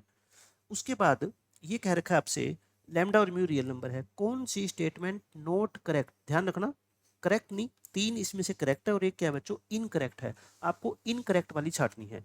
तो सबसे पहले देखो इक्वेशन जो अपने ऑप्शन है ना, वो कैसे है, कोई यूनिक सॉल्यूशन है, कोई इनफाइनाइट सॉल्यूशन है, कोई इनकंसिस्टेंट सिस्टम है, कोई कंसिस्टेंट सिस्टम है, तो मतलब वही क्रैमर रूल यूज करेंगे। ठीक है, क्रैमर रूल से मैंने टाइम बचाने के लिए ये लिख दिया, इक्वेशन लिख दी मैंने 3, है ना, इस तरह से डी लिख दिया मैंने, डी तो निकालना ही पड़ेगा।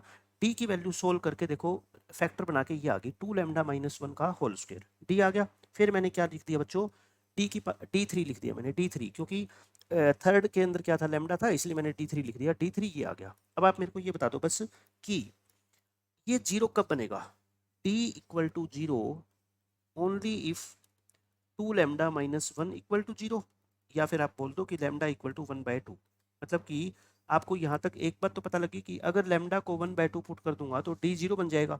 और डी जीरो होने पे क्या क्या पॉसिबिलिटी होती है आप ये बताओ। डी जीरो होने पे या तो इनफाइनाइट सॉल्यूशन आते हैं या नो सॉल्यूशन आते हैं, है ना। इसका मतलब क्या हुआ, मैं ये कह सकता हूँ कि अगर लैम्डा की वैल्यू 1/2 नहीं हुई देन इसका सॉल्यूशन क्या होगा बच्चों, यूनिक होगा। मानते हो ना।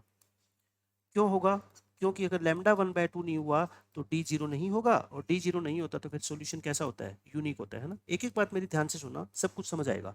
अगर बच्चों मैं कह रहा हूँ लैम्डा की वैल्यू 1/2 नहीं हुई तो मतलब ये जीरो नहीं होगा, मतलब डी जीरो नहीं होगा। और डी जब नॉन जीरो होता है तो सिस्टम का सॉल्यूशन कैसा होता है, यूनिक। तो अब एक बार आप चार ऑप्शन में से देखो, ऑप्शन पढ़ो। ये कहता है कि इस सिस्टम का सॉल्यूशन यूनिक होगा कब, जब लैम्डा 1/2 नहीं होगा। और मैंने अभी यही बात तो बोली आपको, क्योंकि यूनिक होने के लिए डी का नॉन जीरो होना जरूरी है। और जब लैम्डा 1/2 नहीं होगा तो डी नॉन जीरो होगा, और नॉन जीरो होगा तो सिस्टम का सॉल्यूशन यूनिक होगा। इस बात से कोई फर्क नहीं पड़ता फिर मेरे को कि फिर म्यू क्या है, क्योंकि म्यू से मेरे को क्या मतलब है। आप एक बात बताओ मेरे को, डी के अंदर कहीं म्यू का रोल है, नहीं है ना। तो म्यू कुछ भी हो, अगर लैम्डा 1/2 नहीं हुआ तो डी जीरो नहीं होगा, और डी जीरो नहीं होगा तो उस केस में क्या बोलते हैं, यूनिक सॉल्यूशन। मतलब ये स्टेटमेंट क्या है, करेक्ट है ना। चार ऑप्शन है, चार ऑप्शन में से एक तो गया।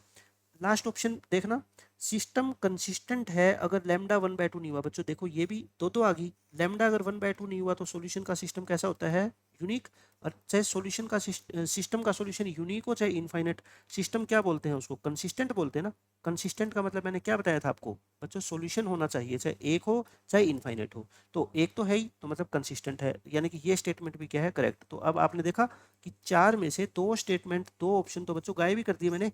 ना तो ये ऑप्शन हो सकता ना ये ऑप्शन हो सकता, क्योंकि ये तो करेक्ट है। और आपको कौन सी पूछी गई है, नोट करेक्ट। अब बात आती है किसकी, इनकंसिस्टेंट सिस्टम की। इनकंसिस्टेंट का मतलब क्या होता है बच्चों, नो सॉल्यूशन। और फिर आता है इनफाइनाइट सॉल्यूशन की। इनफाइनाइट सॉल्यूशन की है तो फिर इसका मतलब बात किसके ऊपर आ गई बताओ, डी डी1 डी2 डी3 सब पे आ गई ना। अब हम डी से आगे बढ़ते हैं। देखो डी3 मैंने निकाल दिया।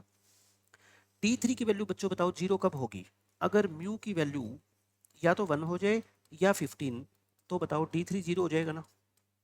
अच्छा, 1 हो या 15 हो, दोनों में से कुछ भी हो जाए, क्योंकि 1 होगी तो ये वाला फैक्टर जीरो हो जाएगा, और अगर 15 होगी तो ये वाला फैक्टर जीरो बना देगा पूरी वैल्यू को, है ना।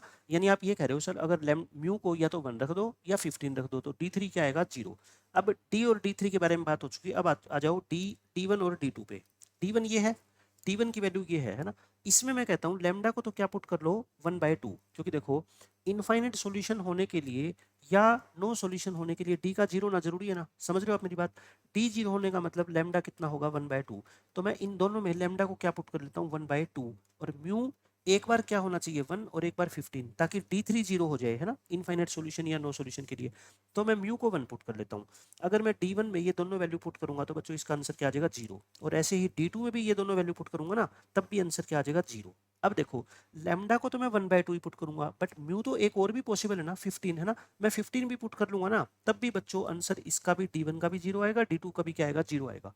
कहने का मतलब ये है मेरा कि डी1 और डी2, म्यू तो दोनों में से कुछ भी हो, 1 हो या 15 हो, है ना, जीरो ही आएंगे। और लैम्डा कितना होना चाहिए, 1/2। तो आप मेरे को ये बताओ, at lambda is equal to 1/2 and mu is equal to 1 और 15, 1 और 15 में से कुछ भी हो, है ना, तो सब कुछ जीरो नहीं आएगा क्या, बताओ। डी भी जीरो आएगा, लैम्डा इक्वल टू 1/2। डी1 डी2 और डी3 भी क्या आ रहे हैं बच्चों, जीरो, क्योंकि डी1 डी2 तो मैंने अभी निकाल के दिखाए, और डी3 के तो फैक्टर ये है ना। इसका मतलब बताओ मेरे को, ये इनफाइनाइट सॉल्यूशन नहीं बता रहा क्या फिर तो ये, यानी आप ये कह रहे हो कि सर इनफाइनाइट सॉल्यूशन कब हो गए, जब लैम्डा तो 1/2 होगा और म्यू या तो 1 हो जाए या कितने हो जाए, 15, क्योंकि उस केस में डी1 डी2 डी3 सारे क्या हो रहे हैं, जीरो। अब आप ऑप्शन पढ़ो ध्यान से, ऑप्शन में क्या है, इनफाइनाइट सॉल्यूशन वाले पे आओ। इनफाइनाइट सॉल्यूशन है बच्चों जब लैम्डा कितना है, 1/2 और म्यू कितना है, 15। आप बताओ लैम्डा 1/2 है तो डी भी जीरो हो रहा है, और म्यू 15 है तो सारे डी1 डी2 डी3 जीरो हो रहे हैं, मतलब ये स्टेटमेंट भी क्या है, करेक्ट है। तो आप बताओ अगर पेपर में ये क्वेश्चन आ गया, तीन करेक्ट ऑप्शन मेरे पास हो गए, तो फिर इसका मतलब क्या मेरे को सोचने की जरूरत है क्या, इनकरेक्ट है, फिर तो एग्जामिनर को सोचना है कि उसने सारे ऑप्शन सही दिए कि नहीं दिए। मैंने तो तीन ऑप्शन को गलत सही साबित कर दिया, मतलब ये तीन ऑप्शन करेक्ट है। इसका मतलब ये चौथा ऑप्शन क्या हो गया, इनकरेक्ट हो गया। बट मैथमेटिक्स के हिसाब से अगर समझना चाहते हो कि इनकरेक्ट क्यों है, फिर मैं आपको उसका रीजन बताता हूँ कि इनकरेक्ट क्यों है, ठीक है। अगर बच्चा मान लो लाइन वाइज चलना चाहता है, पहला दूसरा तीसरा चौथा, ऐसी बेवकूफ़ी कर दे एग्जाम में, तो फिर दूसरे ऑप्शन में आके फंस जाएगा ना वो। कैसे, देखो ये कहता है अगर लैम्डा 1/2 हो जाए सेकंड ऑप्शन को ध्यान से देखना, लैम्डा कितना हो जाए 1/2, तो डी तो 0 हो जाएगा। और म्यू 1 ना हो तो ये कहता है सिस्टम इनकंसिस्टेंट होगा। इसका मतलब क्या है बताओ मेरे को? ये कहना चाहता है कि आप लैम्डा को 1/2 ले लो, मतलब डी को तो 0 कर दो, और म्यू को 1 मत लो। म्यू को क्या कह रहा हूँ मैं, 1 ना लो, तो उसका कोई सोल्यूशन नहीं होगा। मैं कहता हूँ क्यों? अगर आपको D1 D2 D3 को 0 बनाना है तो म्यू को 1 कोई जरूरी नहीं है, म्यू को 15 भी लिया जा सकता है। ये है and if mu equal to 15। मैं कहता हूँ चलो आपने मेरे को 1 लेने से मना किया है, 1 नहीं लो, तो मैं 15 ले लेता हूँ। मैं क्या ले लेता हूँ बच्चों? 15 ले लेता हूँ, 15। तो इससे तो D1 D2 D3 0 हो रहे हैं, और तीनों सारे 0 हो रहे हैं, तो मतलब इनफाइनाइट सॉल्यूशन होगा। इनफाइनाइट सॉल्यूशन होगा तो मतलब सिस्टम कैसा होगा? कंसिस्टेंट। यानी कि आप ये बात कैसे कह सकते हो कि आप लैम्डा को 1/2 ले लो और म्यू को 1 मत लो, तो इस सिस्टम के कोई सॉल्यूशन नहीं आएंगे। मैं कहता हूँ आपने म्यू को 1 लेने से मना किया है ना, 15 तो मैं ले सकता हूँ। 15 अगर मैंने ले लिया तो बताओ D1 D2 D3 सब 0 आ रहे हैं ना, और लैम्डा को 1/2 लोगे तो D 0 आ रहा है ना, और D1 D2 D3 तीनों 0 आ रहे हैं। तो फिर ये इनकंसिस्टेंट क्यों बोल रहा है? ये गलत है। इसीलिए मैं कह रहा हूँ कि अपना ऑप्शन क्या होगा इस क्वेश्चन का? 2 होगा। समझ गए आप? मैंने आपको ये कहा कि अगर इसमें कंफ्यूजन भी होती है ना सेकंड ऑप्शन में, आप छोड़ दो। जिस ऑप्शन में सबसे ज्यादा मतलब आपका दिल खुश होता है उसको सोल्व करके वो सोल्व करो, क्योंकि इनफाइनाइट में मेरे को पता है क्या होना चाहिए। D1 D2 D3 तीनों क्या होने चाहिए? 0। तो मैंने वो तीनों निकाल दिए, वो 0 आ गए, तो मतलब इनफाइनाइट सॉल्यूशन है, और ये सही कह रहा है। तो ये अपने आप ही दूसरा ऑप्शन आपका बच जाएगा। मतलब इस क्वेश्चन में अच्छी बात क्या थी कि पहला और चौथा ऑप्शन तो आपने तुरंत नकार दिया था। क्यों? क्योंकि ये दोनों स्टेटमेंट क्या है बच्चों? करेक्ट है। दूसरे और तीसरे की बात थी, वो मैंने आपको एक्सप्लेन कर दिया। सेम क्वेश्चन देखो, अगर ये थोड़ा सा आपको कम समझ आया है, बिल्कुल एज इट इज क्वेश्चन बच्चों ये है पेपर के अंदर। देखो वो 30 जनवरी की शिफ्ट 1 में है, ये 30 जनवरी की शिफ्ट 2। तो इस क्वेश्चन में भी देखो कुछ वैसा ही है, x plus Y plus z, यानी कि ये तीन इक्वेशन अपने को दे रखी है, दो वेरिएबल है इसके अंदर भी, लैम्डा और म्यू, और अपने को बतानी है कि कौन सी स्टेटमेंट इनकरेक्ट है। तो चेक करते हैं। पहले क्या करेंगे, देखो वही सेम उसी तरह के अपने ऑप्शन है। कोई यूनिक सॉल्यूशन है, कोई कंसिस्टेंट है, कोई इनकंसिस्टेंट है, कोई इनफाइनेटली मैनी सॉल्यूशन है। तो पहले मैं क्या कर देता हूँ, देखो डी मैंने आपको निकाल के रख दिया। डी की वैल्यू ये आएगी, तो बता दो डी कहाँ कहाँ पे 0 होगा। अगर बच्चों लैम्डा की वैल्यू या तो 1 हो जाए या -1/2 हो जाए, तो डी क्या हो जाएगा? 0। यानी कि अगर मैं कहूँ कि डी ना तो 1 के इक्वल हो और ना ही बच्चों -1 के इक्वल हो, तब डी को हम क्या बोल सकते हैं? Non zero. और इस केस में सॉल्यूशन कैसा होगा बोलो? यूनिक सॉल्यूशन होगा, है ना? ये बोल दो। और D3 मैंने निकाल दिया, D3 क्या आ गया बच्चों? म्यू -13। तो D3 की वैल्यू 0 कब होगी बताओ? जब म्यू की वैल्यू कितनी होगी? 13 होगी। म्यू की वैल्यू 13। मैंने D1 D2 अभी नहीं निकाले, क्यों? क्योंकि उसके अंदर आपको पता है लैम्डा भी आ जाएगा और म्यू भी आ जाएगा, है ना, दोनों के अंदर। तो अब इस क्वेश्चन में देखो ऑप्शन को, 4 ऑप्शन में से क्या कुछ ऑप्शन ऐसे है क्या जो हम रिजेक्ट कर सकते हैं? पहला ऑप्शन, अभी हम कुछ नहीं कह सकते इनफाइनाइट के बारे में, क्योंकि इनफाइनाइट के बारे में तो D1 D2 D3 D4 सब चाहिए अपने को, है ना? D1 D2 D3 और D। अभी D1 और D2 की तो हमने बात करी नहीं है। इनकंसिस्टेंट है अगर लैम्डा क्या हो जाए? 1। आप मेरे को एक बात बताओ, लैम्डा 1 हो जाए बच्चों, ध्यान से देखना, लैम्डा 1 हो गया, लैम्डा 1 हो गया, इसका मतलब डी क्या आ गया? 0, है ना? और म्यू 13 नहीं हुआ। अगर म्यू बच्चों 13 नहीं हुआ तो इसका मतलब D3 0 नहीं होगा, क्योंकि D3 तो क्या था? म्यू -13, तो D3 0 नहीं होगा। तो आप बताओ, D 0 आ गया और D3 0 नहीं है, तो सिस्टम के सॉल्यूशन कैसे होते हैं? No solution. और नो सॉल्यूशन को क्या बोलते हैं? इनकंसिस्टेंट। मतलब ये जो स्टेटमेंट है ये हमें पता लग गया क्या है? करेक्ट स्टेटमेंट है। और हमें कौन सी सिलेक्ट करनी है? इनकरेक्ट, मतलब कि सेकंड ऑप्शन को कट कर दो। ठीक है, एक ऑप्शन गया। थर्ड ऑप्शन देखो, कहता है सिस्टम कंसिस्टेंट होगा अगर लैम्डा बच्चों 1 ना हो और म्यू 13 हो जाए। अब ध्यान से देखो, लैम्डा 1 ना हो और म्यू क्या हो जाए? 13 हो जाए। बट आप एक बात सोचो, भाई लैम्डा अगर 1 नहीं हुआ तो भी ये तो पॉसिबल है ना कि लैम्डा -1/2 आ जाओ। तो यानी कि मैं ये चेक कर लेता हूँ कि अगर मैं क्या चेक कर देता हूँ बच्चों थर्ड ऑप्शन में, थर्ड ऑप्शन के लिए आपको क्या चेक करना पड़ेगा मैं आपको ये बता रहा हूँ, है ना, कि अगर मान लो लैम्डा 1/2 हो गया, -1/2, क्यों आप ये नहीं कह सकते कि लैम्डा 1 नहीं हुआ तो सर इसका सिस्टम का एक यूनिक सॉल्यूशन हो जाएगा, क्योंकि डी 0 नहीं होगा और यूनिक सॉल्यूशन हो गया तो सिस्टम कंसिस्टेंट होगा। सिर्फ इतने से काम नहीं चलेगा। क्यों?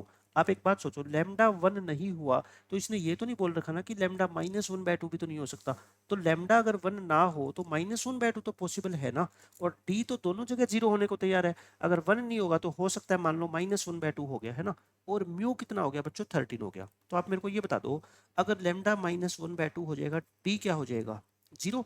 डी जीरो हो गया तो इसका मतलब सिस्टम को अगर अपने को कंसिस्टेंट रखना है तो इसका मतलब D1 D2 D3 भी सब क्या होने पड़ेंगे, जीरो। मेरे कहने का मतलब ये है कि लैम्डा को -½ रख के और म्यू को 13 रख के आप चेक करो कि D1 D2 D3 सब जीरो आ रहे हैं क्या। अगर आ रहे हैं तो ये स्टेटमेंट करेक्ट हो जाएगी, मतलब ये ऑप्शन गलत हो जाएगा, है ना। स्टेटमेंट करेक्ट है, अपने को इनकरेक्ट पूछनी है। तो देखो D3 तो बच्चों जीरो हो जाएगा, है ना। D3 तो जीरो हो जाएगा। अब D2 के अंदर क्या है, लैम्डा को 1 और म्यू को 13। एक बार मैं ये हटा रहा हूँ, है ना, D1 D2 को।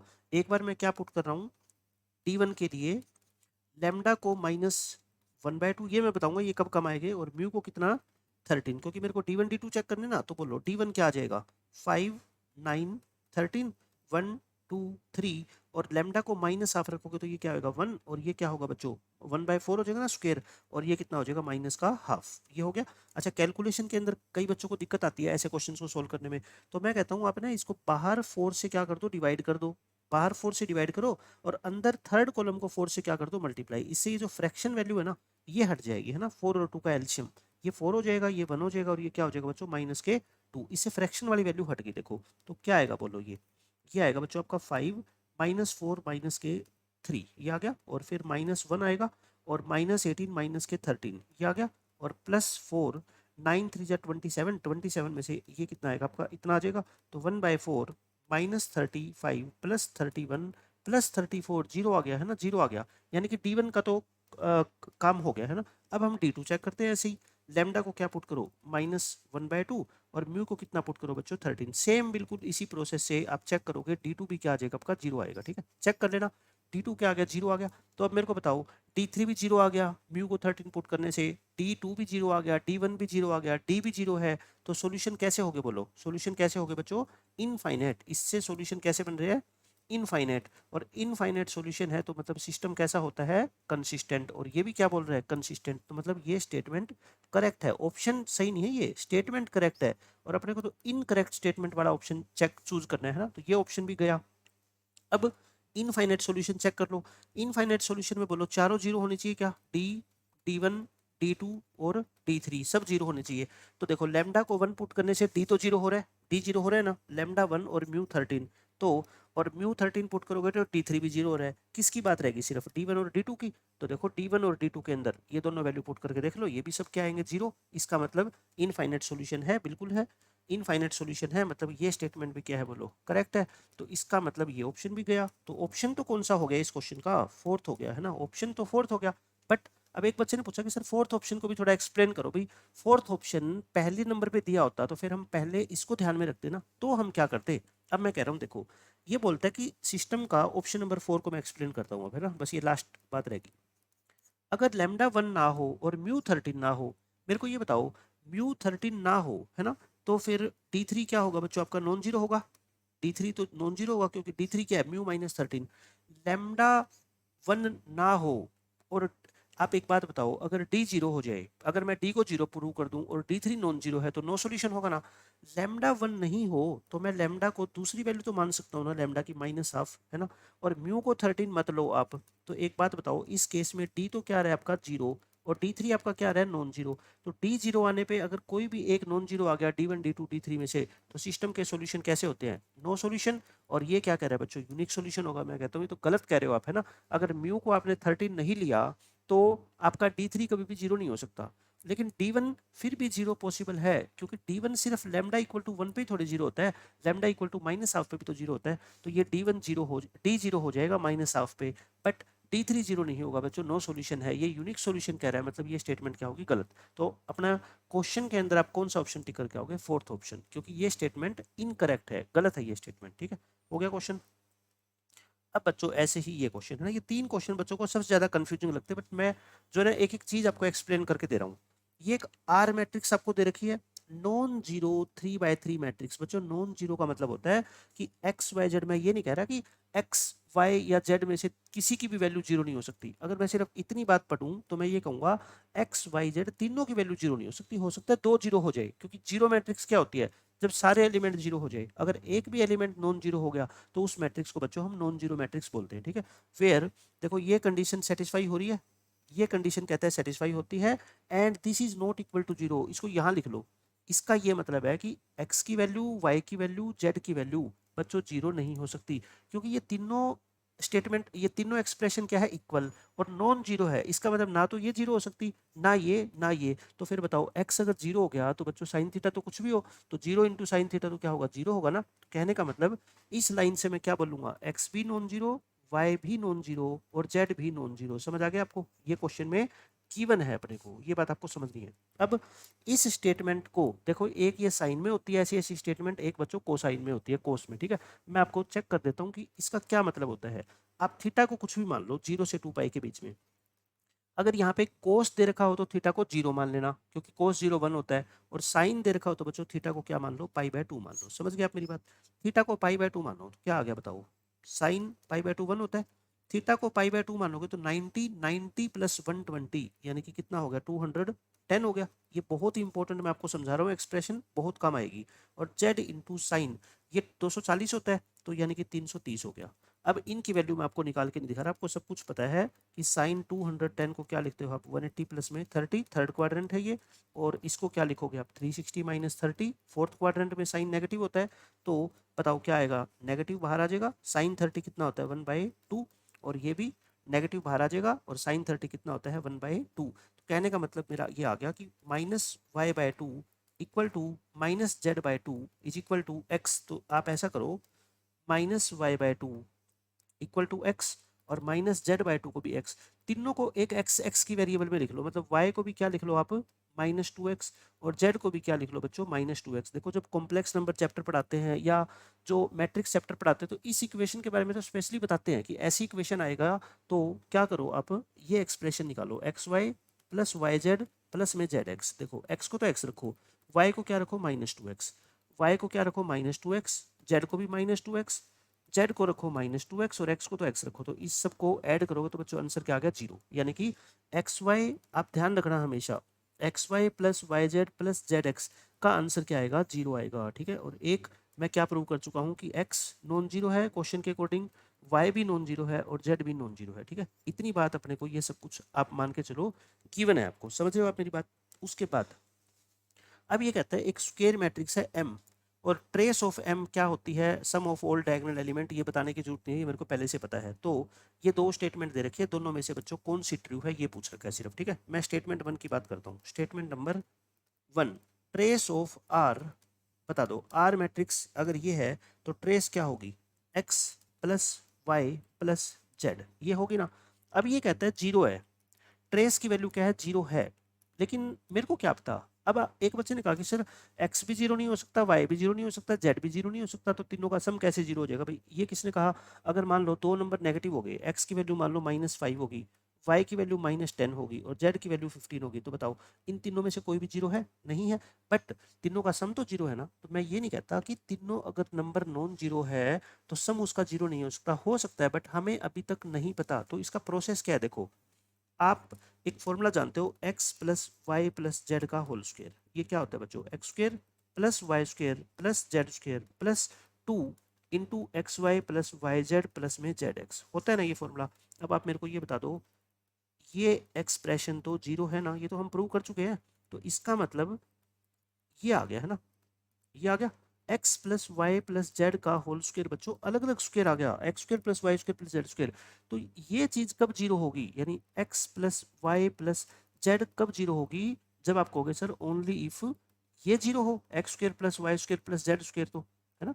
ये 0 कब होगी, जब ये पूरी चीज 0 हो, तभी तो आंसर 0 आएगा। तो अब आप मेरे को एक बात बता दो कि 3 नंबर का स्क्वायर 0 कब होता है, जब ये भी चीज 0 हो और जब वाई स्क्वायर भी 0 हो और जब जेड स्क्वायर भी, क्योंकि नेगेटिव तो तीनों में से कुछ हो नहीं सकता।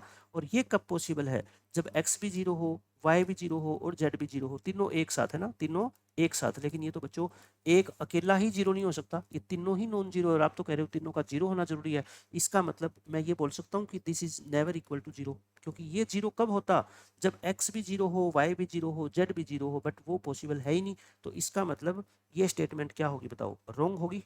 पहली स्टेटमेंट में कहता है आपको कि इस मैट्रिक्स की ट्रेस जो है ना वो 0 है, और मैं कहता हूँ ये तो गलत है, पहली स्टेटमेंट रॉन्ग होगी, ठीक है। स्टेटमेंट नंबर 2 पे आ जाओ, ये बहुत इंपॉर्टेंट है, देखना आप। Trace of adjoint of r equal to 0। पहले तो आप ट्रेस किसकी निकलती है, हमेशा मैट्रिक्स की। तो पहले तो ये एडजॉइंट ऑफ आर बोलो ना बच्चों। ये मेरे को एक बात बताओ, आर मैट्रिक्स क्या है, एक्स 0 0 0 y 0 और 0 0 z है ना। मैंने आपको एक फॉर्मूला बताया था ना इसी चैप्टर में, एडजॉइंट ऑफ ए, ये प्रॉपर्टी किसी भी बच्चे को याद नहीं होती, आप ये मान के चलो है ना। तो एक मैट्रिक्स का 2 बार एडजॉइंट निकालना हो तो क्या होता है, डिटरमिनेंट की पावर बच्चों जितना ऑर्डर है उसमें से एक कम नहीं दो कम इनटू वो मैट्रिक्स, यानी कि डिटरमिनेंट ऑफ ए इनटू ए कर दो, समझ गए। अच्छा, इस मैट्रिक्स का डिटरमिनेंट बता सकते हो क्या आप मेरे को, डिटरमिनेंट ऑफ आर कितना है। अगर ये डायगोनल मैट्रिक्स है तो बच्चों तीनों डायगोनल एलिमेंट की क्या होती है, प्रोडक्ट होती है। तो मेरे कहने का ये मतलब है, अगर मैं कहूँ ना कि एडजॉइंट ऑफ आर, तो वो क्या होगा, determinant of r into matrix r, और डिटरमिनेट क्या है बच्चों, एक्स वाई जेड, और इनटू में क्या है मैट्रिक्स आर, ये तो कांस्टेंट नंबर है, इनटू में क्या आर। अब आप बता दो मेरे को, ट्रेस ऑफ, सेकंड में क्या कहता है आपको, trace of matrix adjoint of r है ना। मैं लिख देता हूँ चलो पूरी, equal to trace of adjoint of r matrix, बता सकते हो क्या भाई, एडजॉइंट ऑफ आर क्या है, determinant of r into r, और डिटरमिनेट है एक्स वाई जेड को आर से मल्टीप्लाई करोगे तो आप मेरे को बताओ, ट्रेस निकालनी है ना मेरे को, तो ये एक्स वाई जेड और इंटू में क्या हो जाएगी आर, ऐसे एक्स 0 0 0 y 0 और 0 0 z।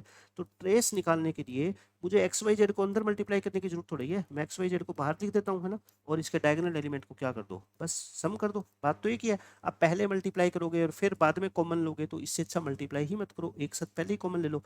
तो यानी मेरी ट्रेस बच्चों ये आ गई, मतलब कि मेरी सेकेंड स्टेटमेंट का आंसर ये आ गया, और क्वेश्चन में क्या कह रखा है कि ये जीरो है। अगर ये जीरो है, मैं पहले अगर ये बात प्रूव कर दूं कि ये जीरो हो ही नहीं सकता, तो आप मान जाओगे ना। एक बात बताओ मेरे को, क्या एक्स वाई जेड में से कोई जीरो है क्या, ये तीनों क्या है बच्चों, नॉन जीरो है।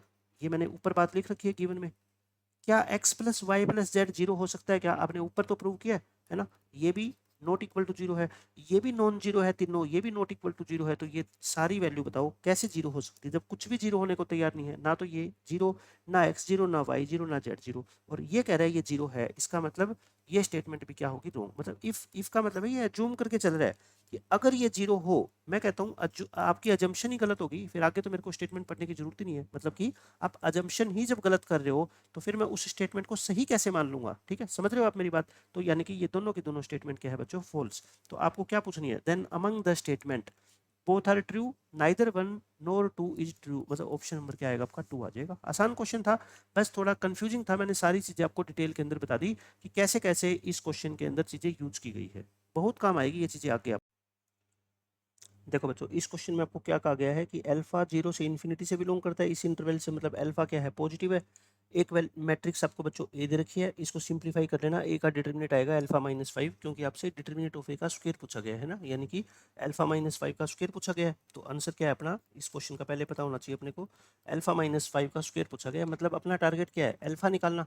और आपको क्वेश्चन में गिवन क्या है, ये इसका डिटरमिनेंट जो है ना वो क्या दे रखा है बच्चों, आपको 2 की पावर 8 दे रखा है। अब आप देखो बार बार इसको लिखोगे ना 2a माइनस ए ट्रांसपोज या a माइनस 2a ट्रांसपोज, तो कंफ्यूज हो जाओगे। तो इसको क्या लिख लो, एक बार p लिख लो, और इसको क्या लिख लो, q। तो यानी कि मेरे को क्वेश्चन के अकॉर्डिंग क्या गिवन है बताओ, determinant of adjoint of p और इनटू एडजॉइंट ऑफ q, इसका डिटरमिनेंट क्या दे रखा है, 2 की पावर 8 दे रखा है ना। और मुझे पता है determinant of a into determinant of b, यानी इनको मैं अलग अलग कर सकता हूँ ना। एडजॉइंट ऑफ p का डिटरमिनेंट बच्चों अलग, और एडजॉइंट ऑफ q का डिटरमिनेंट अलग, ये हो गया। और अब मेरे को पता है कि एडजॉइंट हटाना हो, मेरे को अगर एडजॉइंट हटाना हो तो बच्चों डिटरमिनेंट ऑफ p का क्या करूंगा, स्क्वायर, क्योंकि इसका ऑर्डर कितना है 3/3, तो एक कम करते ना पावर, और डिटरमिनेंट ऑफ q का क्या कर दो, स्क्वायर। ये हो गया, यहाँ तक पहुंच गए। अब सिंपल सी बात है कि p क्या था बताओ आपका, p को हमने क्या माना था बच्चों, 2a माइनस ए ट्रांसपोज माना था ना।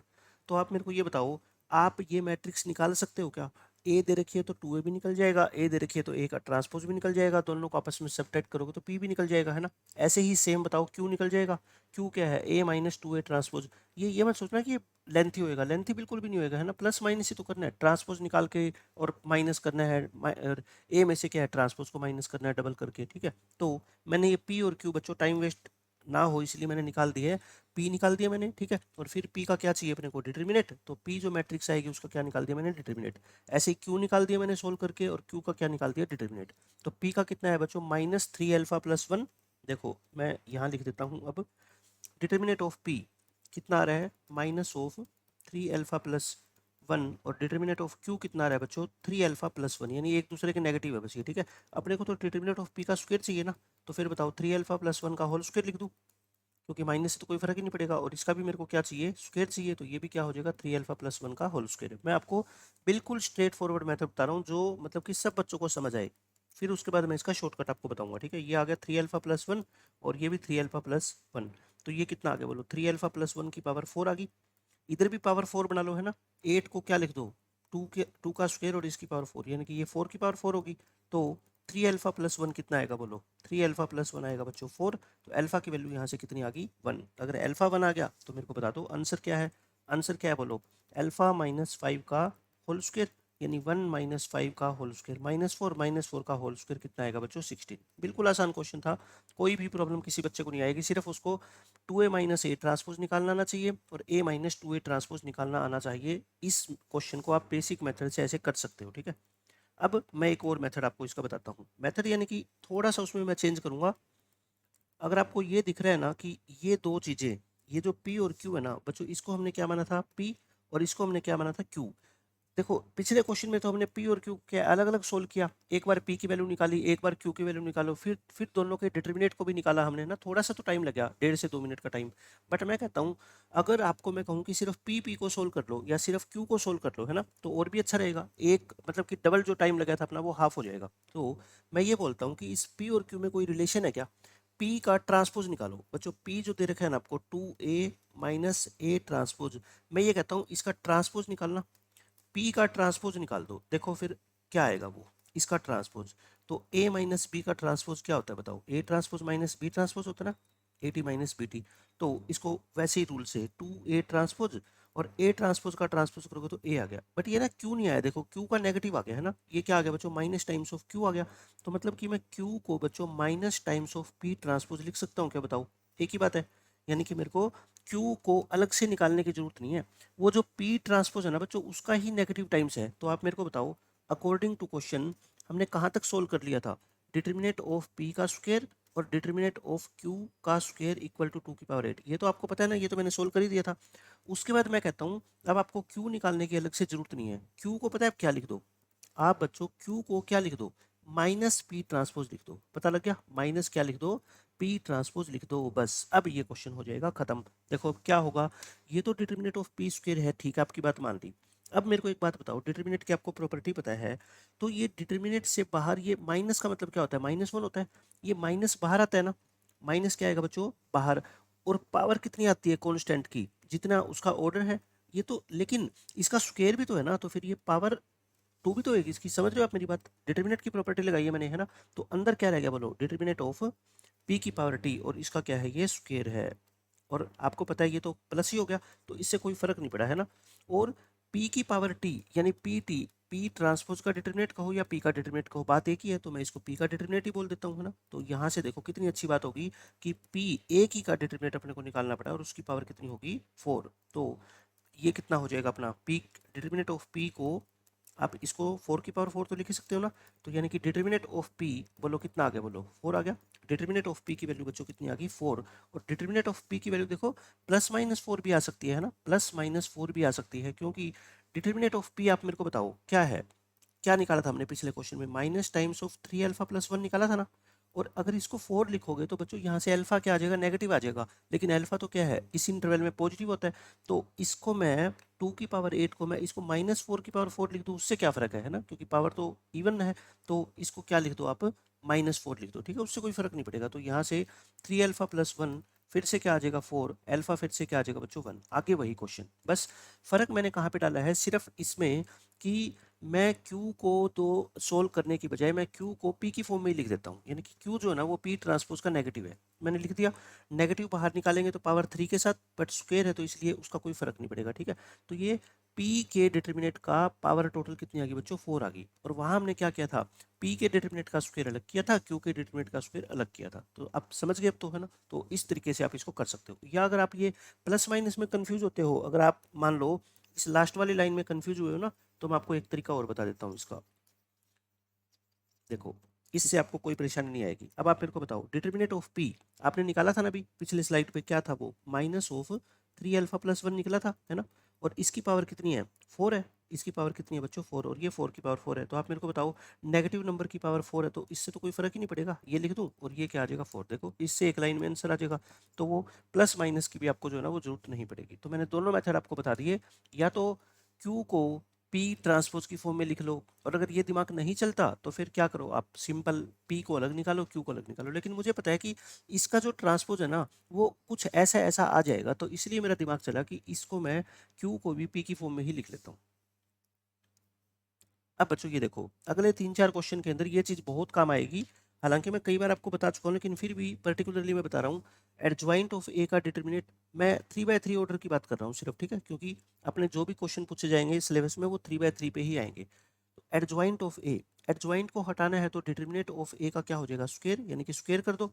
और अगर डिटर्मिनेट से कांस्टेंट को बाहर निकालना है तो बच्चों कितनी पावर के साथ बाहर आएगा, वो 3 पावर के साथ। क्यों? क्योंकि जितना ऑर्डर होता है उतनी उसकी पावर होती है। यानी कि मैंने क्या लिखा देखो, एडजॉइंट को हटाना है मतलब कि डिटर्मिनेट के अंदर अगर कहीं आपको एडजॉइंट दिख जाए और आपको उसको हटाना है तो हटा दो, ठीक है, एडजॉइंट को हटा दो और साथ में क्या कर दो स्क्वायर। स्क्वायर क्यों? क्योंकि बच्चों ऑर्डर 3 है तो एक कम करते ना, n-1 होती है पावर, ये रूल होता है। एडजॉइंट ऑफ ए का डिटर्मिनेट बच्चों क्या होता है, डिटर्मिनेट ऑफ ए की पावर n-1, वेयर n क्या होता है, ऑर्डर होता है ना, ऑर्डर ऑफ ए।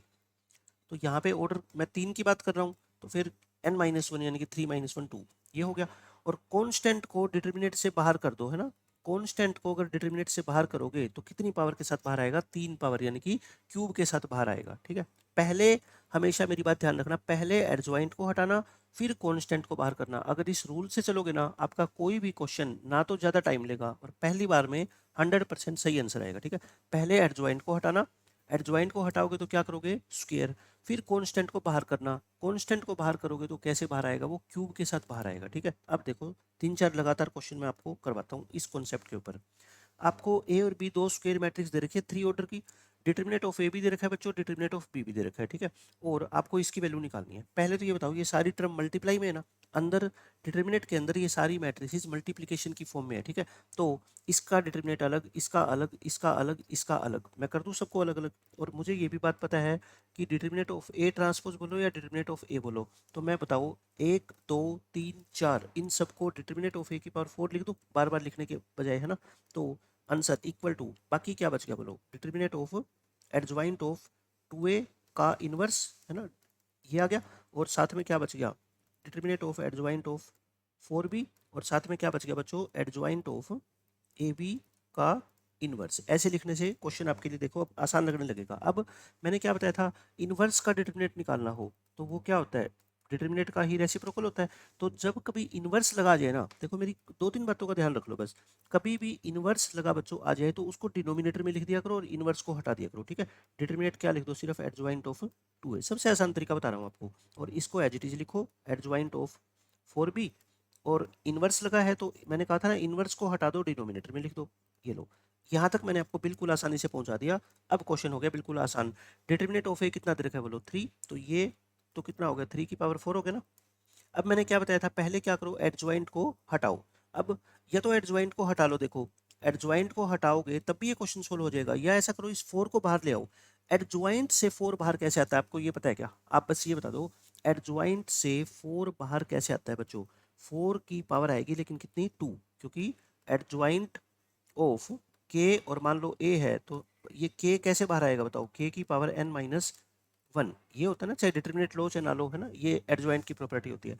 तो 4 बाहर आएगा एडजॉइंट से तो स्क्वायर के साथ बाहर आएगा, और साथ में क्या बच गया फिर बोलो एडजॉइंट ऑफ बी, ऐसा लिख दिया मैंने। और बताओ ये 2 बाहर ले आओ पहले, है ना, 2 को बाहर ले आओ, एडजॉइंट ऑफ ए रहना चाहिए बस, तो 2 का क्या होगा स्क्वायर बाहर आएगा, और ये क्या हो गया बच्चों एडजॉइंट ऑफ ए। अब ये एडजॉइंट ऑफ ए बी को बताओ adjoint of B into adjoint of A लिख दूं क्या, और फिर मैं अलग अलग से इसका क्या कर देता हूँ डिटर्मिनेट कर देता हूँ, समझ गए, ये हो गया। अब देखो क्वेश्चन कितना आसान होगा। अब मैंने क्या बताया था आपको कि ये कितना है बच्चों 16 है ना, 16 जब डिटर्मिनेट से बाहर आएगा तो पावर कितनी होगी बोलो 3। कई बच्चे इसको 4 का स्क्वायर बाहर कर देते हैं भाई, डिटर्मिनेट से 16 जब बाहर आएगा तो मैंने कहा था क्यूब के साथ बाहर आएगा ना, और ये क्या हो गया एडजॉइंट ऑफ बी, ठीक है। ऐसे ही ये 4 है, 4 जब डिटर्मिनेट से बाहर आएगा तो क्यूब के साथ बाहर आएगा, और ये क्या बच गया एडजॉइंट ऑफ ए, और यहाँ क्या बच गया बच्चों, एडजॉइंट ऑफ बी, और यहाँ क्या बच गया, एडजॉइंट ऑफ ए। मैं ये नहीं कहता, यही एक मेथड है इस क्वेश्चन को सोल्व करने का, आप कैसे भी कर लो, बहुत सारी प्रॉपर्टी लगती है, बट ये सबसे आसान रहता है क्योंकि इसमें काफ़ी सारी चीज़ें देखो कर जाएगी। और ये कितना हो गया बोलो अब, 81, और 16 की पावर 3 अपॉन 4 की पावर 3, तो 16/4 की पावर इकट्ठी पावर 3 कर दूँ, और नीचे क्या हो गया बोलो, नीचे हो गया एडजॉइंट ऑफ ए का स्क्वायर, क्योंकि दो बार है ना, adjoint of A into adjoint of A. अब आप मेरे को बता दो एडजॉइंट ऑफ ए का डिटर्मिनेट क्या होता है, डिटर्मिनेट ऑफ ए का स्क्वायर होता है ना, डिटर्मिनेट कितना दे रखा है 3, 3 का स्क्वायर कितना हो गया 9, तो फिर आप मेरे को ये बताओ 81 ये कितना हो गया 4 का क्यूब, और डिटर्मिनेट ऑफ एडजॉइंट ऑफ ए का डिटर्मिनेट कितना है 9, और ये क्या है स्क्वायर है ना, तो 81 से 81 कट गया 4 क्यूब, 4 क्यूब कितना होता है बच्चों 64, 64 इस क्वेश्चन का करेक्ट आंसर है। ठीक है, फोर्थ ऑप्शन यहाँ पे लिखना रहेगा, उसको 64 लिख लो। समझ गए, मैंने बिल्कुल आसानी से आपको बता दिया कि एडजॉइंट ऑफ 4b से 4 को बाहर करना है तो पावर 2 के साथ बाहर आएगा, आपको पता है क्योंकि ऑर्डर कितना है 3 है। ये प्रॉपर्टी, ये 3-4 प्रॉपर्टी है बेसिकली, इनका यूज करके सारे के सारे क्वेश्चन देखो आज हम आसानी से सोल्व कर लेंगे। अब ये क्वेश्चन देखो, इसमें एक प्रॉपर्टी बहुत इंपॉर्टेंट है, बहुत ही ज़्यादा।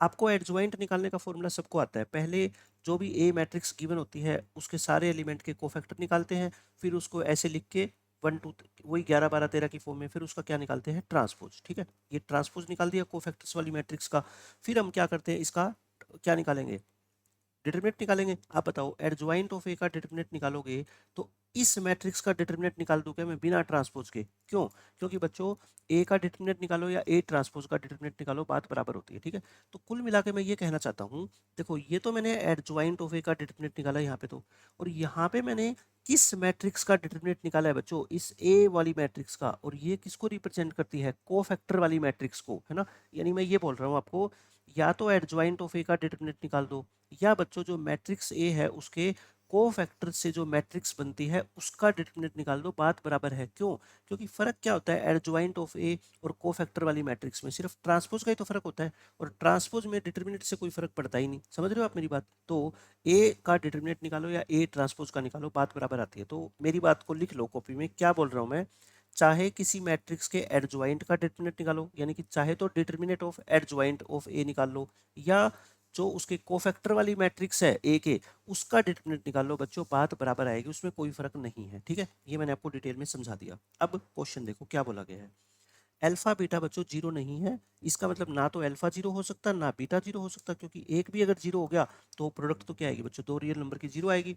आपको क्या गिवन है, ए मैट्रिक्स दे रखी है, बी मैट्रिक्स दे रखी है, और ये लिखा हुआ है देखो, if B is equal to this is the matrix of cofactors of the elements of A. मतलब कि ये जो बी मैट्रिक्स है ना बच्चों, ये जो एलिमेंट है ना जो अंदर लिख रखे हैं, ये क्या है बताओ, ये कोफैक्टर्स है बच्चों, किसके, cofactors of the elements of A लिखा हुआ है। समझ गए, तो पहले तो मैं इस क्वेश्चन में ना पहला स्टेप बताता हूँ आपको, step number 1।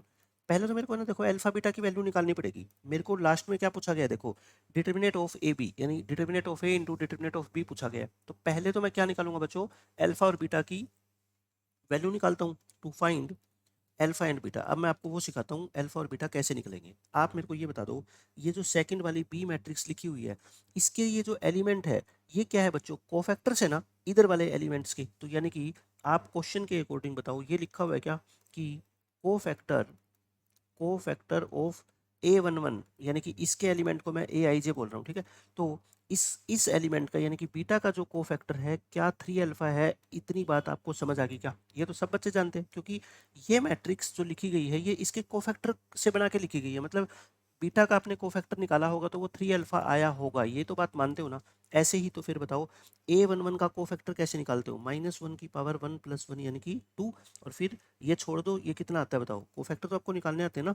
2 alpha square minus में क्या आ गया बच्चों, अल्फा बीटा इक्वल टू क्या आ गया 3 अल्फा, -1 का स्क्वायर तो 1 होता है, यहाँ से अल्फा कॉमन ले लो तो क्या आ गया 2 अल्फा माइनस बीटा, और क्या आ गया अपना 3 अल्फा। अल्फा से अल्फा काट दो, क्यों, क्योंकि अल्फा जीरो नहीं हो सकता। ठीक है, 2 अल्फा माइनस बीटा की वैल्यू कितनी आ गई बच्चों 3। एक इक्वेशन आ गई अल्फा और बीटा में।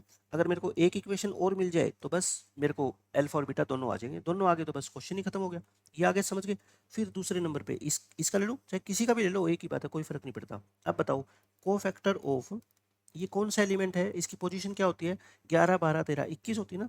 तो A21 इसका कोफैक्टर क्या दे रखा है आपको बताओ, माइनस अल्फा दे रखा है क्वेश्चन में, और इसका कोफैक्टर होता क्या है -1 की पावर 3, और सेकंड कॉलम और ये रो छोड़ोगे ना, क्या आएगा बोलाओ बताओ, 2 अल्फा स्क्वायर माइनस 3 अल्फा आएगा क्या, 2 अल्फा स्क्वायर माइनस के 3 अल्फा आएगा बच्चों, माइनस अल्फा, ये माइनस होता है, माइनस से माइनस कट गया, तो 2 alpha square minus 3 alpha equal to alpha, तो 2 अल्फा स्क्वायर माइनस क्या आ गया 4 अल्फा, तो 2 अल्फा कॉमन ले लो, तो बच्चों अल्फा माइनस 2, अल्फा की वैल्यू 0 हो नहीं सकती, तो अल्फा की वैल्यू क्या होगी बताओ 2 होगी, अल्फा की वैल्यू 2 होगी तो ऊपर पुट कर दूं, आप मेरे को बताओ फर्स्ट इक्वेशन से क्या थी, फर्स्ट इक्वेशन आपकी 2 alpha minus beta equal to 3, 2 alpha minus beta equal to 3, alpha को हमने क्या निकाल दिया 2, अल्फा को 2 निकाल दिया तो 4 माइनस बीटा इक्वल टू 3, तो बीटा 1 आ गया क्या, बीटा क्या आ गया 1 आ गया, समझ गए आप मेरी बात। अब एक बात बताओ आप मेरे को, जब अल्फा और बीटा निकल गए तो पूरी मैट्रिक्स ए भी निकल जाएगी, पूरी मैट्रिक्स बी निकल जाएगी, मैं ये उन बच्चों के लिए बता रहा हूँ जिनको मतलब ज़्यादा सोचना नहीं आता पेपर के अंदर बैठ के, आप अल्फा और बीटा निकाल लिए तो क्या पूरी मैट्रिक्स ए नहीं निकाल लोगे है ना, और फिर उसका डिटरमिनेंट भी निकाल लोगे, और आप बी भी निकाल लोगे पूरी मैट्रिक्स है ना, आपका आंसर क्या है डिटरमिनेंट ऑफ ए बी, अब लिखो आप answer equal to determinant of a B को मैं डिटरमिनेंट ऑफ ए अलग कर देता हूँ और डिटरमिनेंट ऑफ बी अलग कर देता हूँ, अब बताओ अल्फा कितना है 2 और बीटा कितना है बच्चों 1, तो अल्फा 2 और बीटा 1 पुट करके आप मेरे को ये बताओ ए मैट्रिक्स निकल जाएगी क्या, निकालो ए मैट्रिक्स निकाल लो, ठीक है।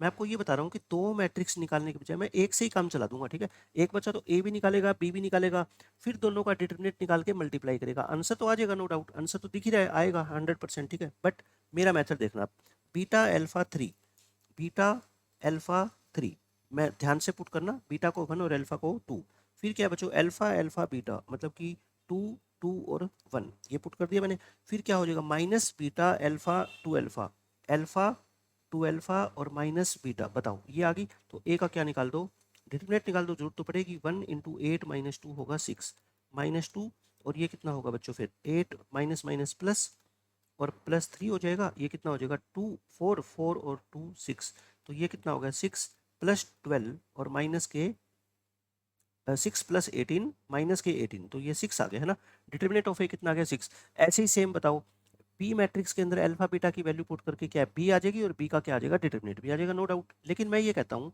अब आप ध्यान से देखो, मैंने आपको क्या बताया था क्वेश्चन के अंदर कि जो बी मैट्रिक्स है, बी मैट्रिक्स ये इंपॉर्टेंट है स्टेप, ठीक है, पी मैट्रिक्स जो है ना वो क्या है, मैट्रिक्स है किसकी, कोफैक्टर्स ऑफ एलिमेंट्स ऑफ ए, यही है ना एलिमेंट्स ऑफ ए, या तो मैंने आपको ये बोला था कि चाहे तो आप एडजॉइंट ऑफ ए का डिटरमिनेंट निकालो है ना, या फिर ए के जो एलिमेंट्स है उसके कोफैक्टर से बनने वाली जो मैट्रिक्स है उसका डिटरमिनेंट निकाल दो, और कोफैक्टर से बनने वाली मैट्रिक्स को क्या नाम दिया गया है बी, तो मतलब या तो क्या निकाल दो एडजॉइंट ऑफ ए निकाल दो उसका डिटरमिनेंट, या बी का डिटरमिनेंट निकाल दो, बात बच्चों बराबर ही है, और एडजॉइंट ऑफ ए का डिटरमिनेंट क्या होता है बताओ, डिटरमिनेंट ऑफ ए स्क्वायर, ये होता है ना equal to determinant of b, अब ये यहाँ पुट कर दो ऊपर, डिटरमिनेंट ऑफ ए मतलब डिटरमिनेंट ऑफ बी को मेरे को निकालने की जरूरत नहीं है, ये डिटरमिनेंट ऑफ ए का स्क्वायर होता है, तो कुल मिला के डिटरमिनेंट ऑफ ए का क्या हो गया क्यूब, यानी कि 6 का क्यूब 216 अपने क्वेश्चन का आंसर आ गया, आप वेरीफाई भी कर सकते हो, बी मैट्रिक्स को अलग से निकाल के और उसका डिटरमिनेंट निकाल दो और दोनों की क्या कर दो प्रोडक्ट, बट इस क्वेश्चन के अंदर एग्जामिनर ने ये जो लाइन लिखी है ना इसके दो मतलब है, एक तो वो आपसे अल्फा और बीटा की वैल्यू निकलवाना चाहता है और एक आपका टाइम बचाना चाहता है वो, ताकि बी मैट्रिक्स को पहले आप अलग से लिखोगे फिर उसका डिटरमिनेंट निकालोगे, कहीं ना कहीं कोई मिस्टेक हो जाए, इससे अच्छा है कि बी मैट्रिक्स के डिटरमिनेंट को क्या लिख दो डिटरमिनेंट ऑफ ए का स्क्वायर लिख दो, समझ आ गई, ये क्यों लिखना है ये सारी कहानी मैंने आपको बता दी और यहाँ पे मैंने निकाल के भी आपको दिखा दिया, ठीक है, तो ये पूरा पार्ट जो है ना बच्चों बहुत ज़्यादा इंपॉर्टेंट है, काम आएगा आपके। उसके बाद देखो ये वाली प्रॉपर्टी जो हमने कही थी कि कॉन्स्टेंट को क्यूब के साथ बाहर निकालना है और अगर एडजॉइंट हटाना है तो क्या करना है बच्चों स्क्वायर करना है, बस वो काम करे जाओ आपका ये क्वेश्चन बिल्कुल आसानी से सोल्व हो जाएगा। डिटरमिनेंट ऑफ ए कितना दे रखा है 3, ठीक है ये दे रखा है। उसके बाद देखो ये कंप्लीट क्या लिखा हुआ है डिटरमिनेंट, डिटरमिनेंट का मतलब होता है ये सिंबल है ना, मैं सिंबल लगा देता हूँ और अंदर क्या लिखा हुआ है एडजॉइंट ऑफ -4 टाइम्स, ये डरना नहीं है इसको देख के, आपको पूरा तो लिखना ही नहीं ना, आपको सब्जेक्टिव पेपर थोड़े सोल्व करना है, आपको तो बस इतना लिख के छोड़ देना है, ठीक है। इसका डिटरमिनेंट क्या दे रखा है बोलो 2 की पावर m इंटू 3 की पावर n, मैं कहता हूँ इसको बार बार क्यों लिखूं, मैं सिर्फ इस चीज़ को कंसिडर कर लेता हूँ, ठीक है, फिर इसका जो भी आंसर आएगा मैं उसको इसके इक्वेट कर दूंगा और m और n की वैल्यू निकाल लूंगा, वो बात की बात है।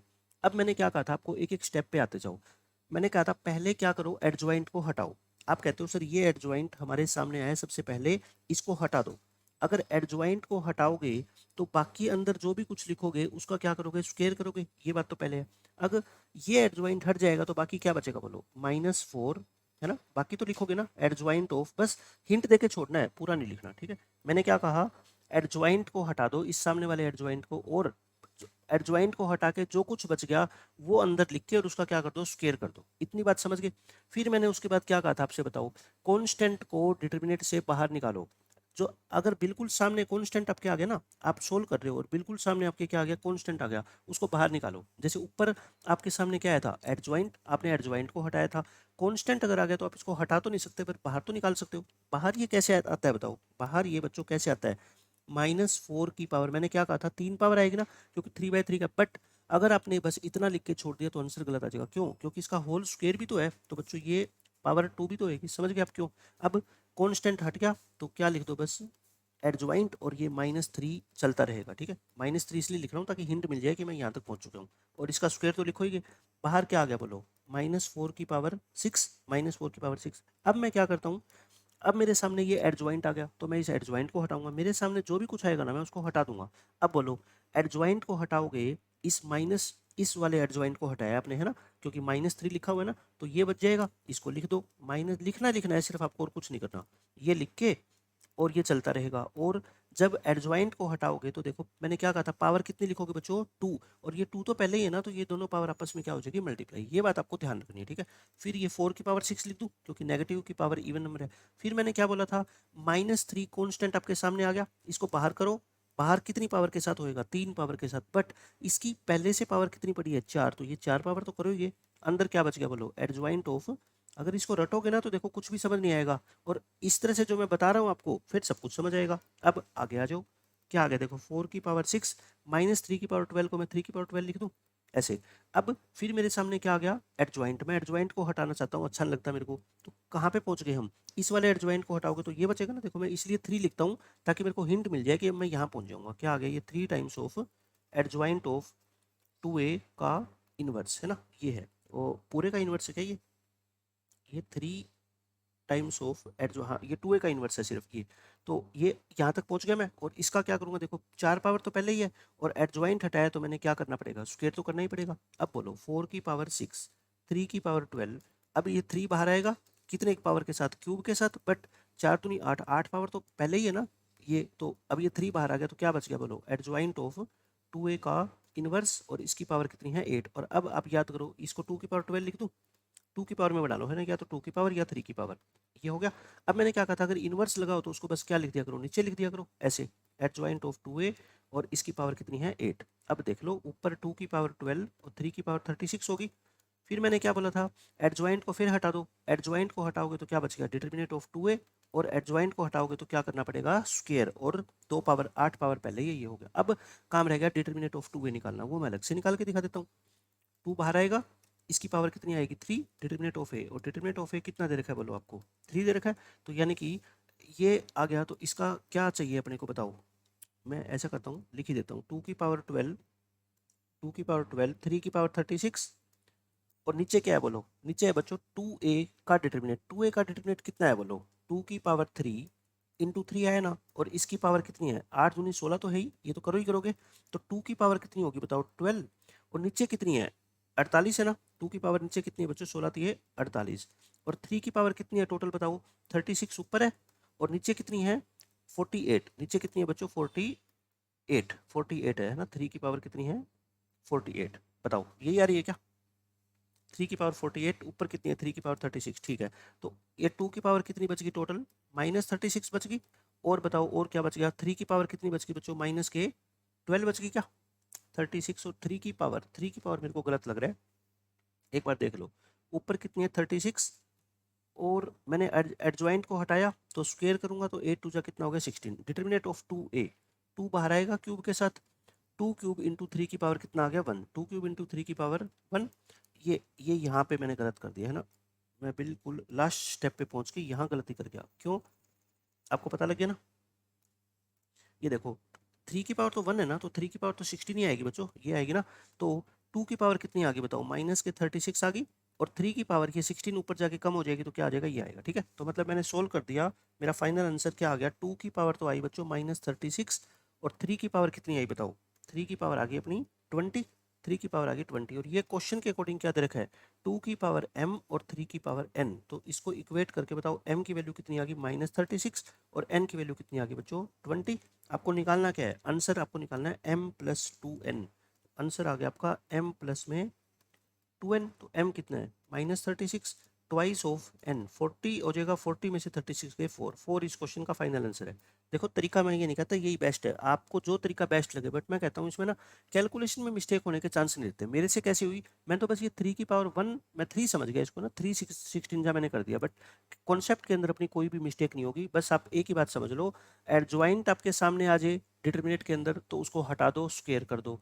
कांस्टेंट नंबर सामने आ जाए तो उसको बाहर कर दो क्यूब के साथ। हाँ ये जरूर ध्यान रखना है, अगर ऑलरेडी इसकी कुछ पावर है फिर कांस्टेंट को आप बाहर कर रहे हो तो ये पावर भी साथ में मल्टीप्लाई होगी, 3 पावर तो आएगी, 3 के साथ ये 2 भी पावर मल्टीप्लाई में होगी। समझ गए, बस आपके सारे क्वेश्चन का आंसर देखना आज, ये इससे मैं निकाल के दिखा दूंगा।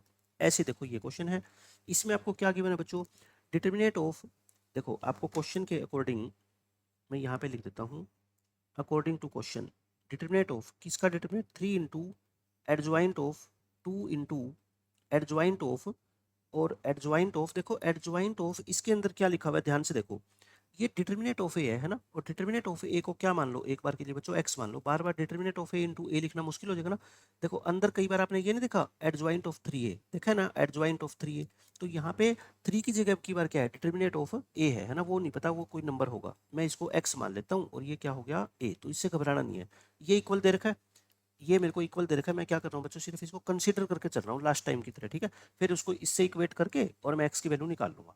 अब ये बताओ ये क्या होगा, पहले मैंने क्या कहा था, ये नंबर बाहर आएगा कितनी पावर के साथ, ऑर्डर 3 है तो क्यूब के साथ बाहर आएगा, फिर एडजॉइंट लिख दो है ना, 2 एडजॉइंट ऑफ एक्स है, ये तो छोटा स्टेटमेंट है पहले से, तो 3 की पावर 3।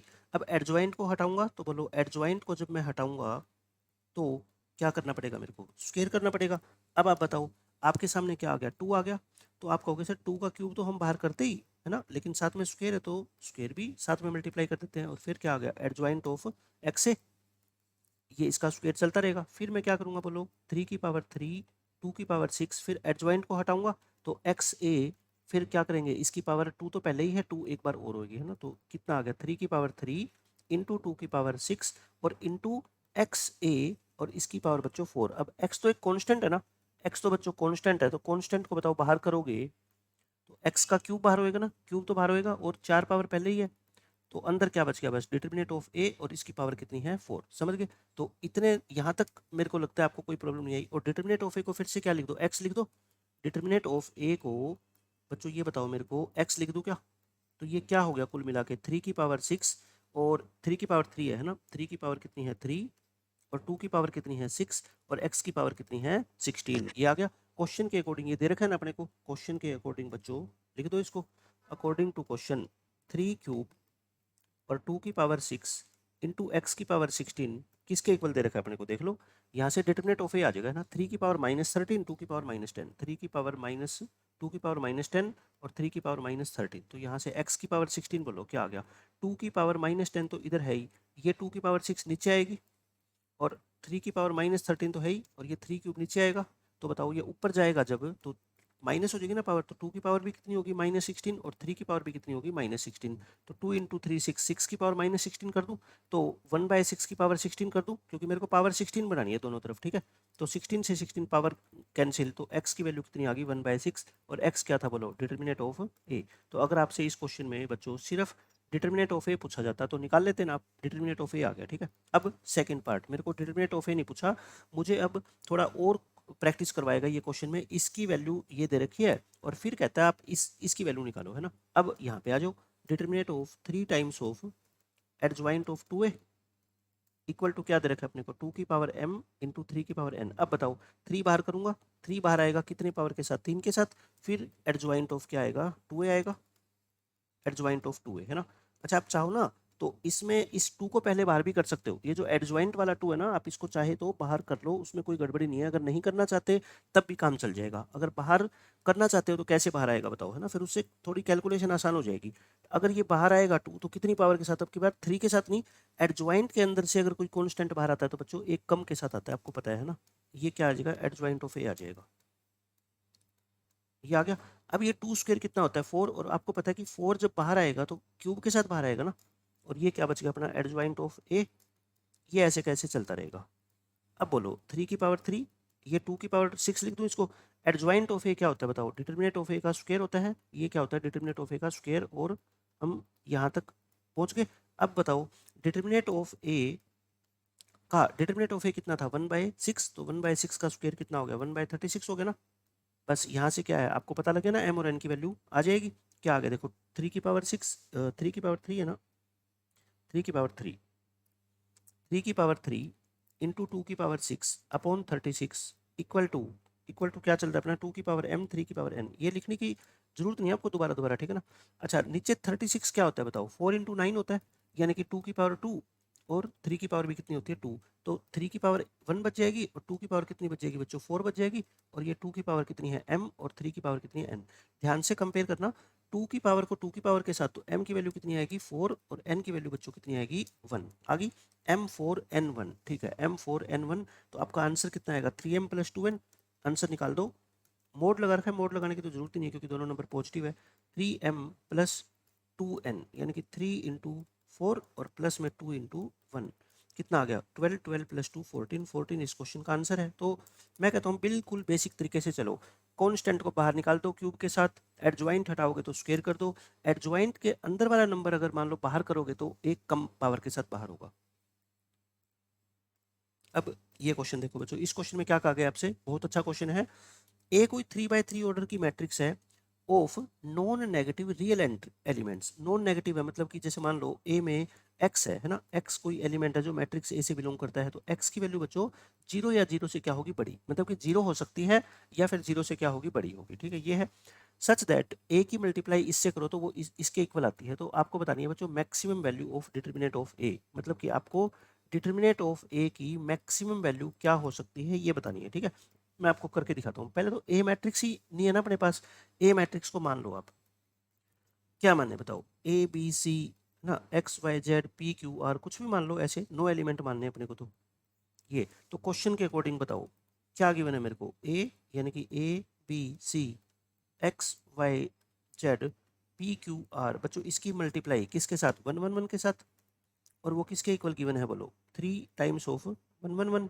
ये तो इसको इक्वेट कर दे, इक्वेट करोगे तो आप बताओ मेरे को फर्स्ट रो की फर्स्ट कॉलम से, तो आपको लगता है ना a plus B plus C आ जाएगा, फिर ऐसे ही x plus Y plus Z, और फिर ऐसे ही p plus Q plus R, और ये कितना हो जाएगा बच्चों 3, ये कितना हो जाएगा 3, और ये कितना हो जाएगा 3। अब आप मेरी बात ध्यान से सुनना, आपको डिटर्मिनेंट ऑफ ए की मैक्सिमम वैल्यू निकालनी है, वो मैं आपको बताऊंगा। पहले यहाँ से हम क्लियर करते हुए चलते हैं चीज़ों को। क्या ए बी सी में से किसी की वैल्यू नेगेटिव हो सकती है क्या, आप कहोगे सर नहीं हो सकती, क्यों, इसके जितने भी एलिमेंट है ये नो के नो, ये नॉन नेगेटिव है, मतलब कि या तो क्या होंगे जीरो या जीरो से बड़े। तो अगर तीनों 1 1 हो सकते हैं क्या 1 1 1, अच्छा क्या एक जीरो हो सकता है क्या, जीरो तो हो सकता है, ए जीरो हो सकता है, तो बी प्लस सी का सम कितना हो जाएगा 3। क्या कोई दो जीरो हो सकते हैं क्या, बिल्कुल हो सकते हैं, क्योंकि जीरो तो हो ही सकता है कोई एलिमेंट है ना।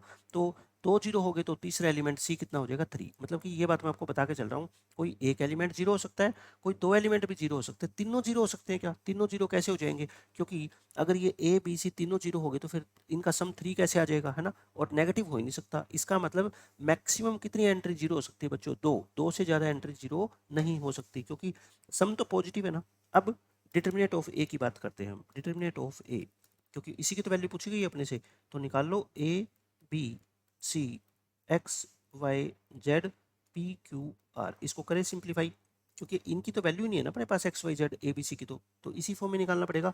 ए इंटू क्या आएगा बच्चों वाई आर माइनस में क्यू जेड है ना, क्यू जेड, और फिर माइनस का क्या आ जाएगा बी, और ये क्या आएगा एक्स आर माइनस के पी जेड, और प्लस में बच्चों आएगा सी, और ये कितना आ जाएगा अपना X Q minus P Y. घबराने की जरूरत नहीं है, अभी देखो ना सिंप्लीफाई कर देंगे हम इसको। प्लस प्लस वाली को टर्म को इकट्ठा लिख रहा हूँ मैं, देखो ए आर वाई हो जाएगा है ना, और ये माइनस है तो ये चलो मैं एक बार मल्टीप्लाई कर देता हूँ आपके लिए, ये हो जाएगा ये माइनस बी एक्स आर, और ये प्लस बी पी जेड, और प्लस सी एक्स क्यू, और माइनस बच्चों सी पी वाई। तीन टर्म प्लस की है, तीन टर्म माइनस की है, प्लस प्लस वाले टर्म को इकट्ठा लिख लो बी पी जेड, और प्लस में क्या आ जाएगा सी एक्स क्यू, ये आ गया, माइनस कॉमन लेके और ये इकट्ठा कर दो A Q Z B X R और सी पी वाई, समझ गए आप। मैंने यहाँ तक कर दिया काम। अब देखो इसको अपने को क्या करना है, डिटरमिनेंट को मैक्सिमाइज करना है ना बच्चों। मैक्सिमाइज, आप मेरे को ये बताओ इन सभी नंबरों में से कोई भी नंबर नेगेटिव तो हो नहीं सकता है ना।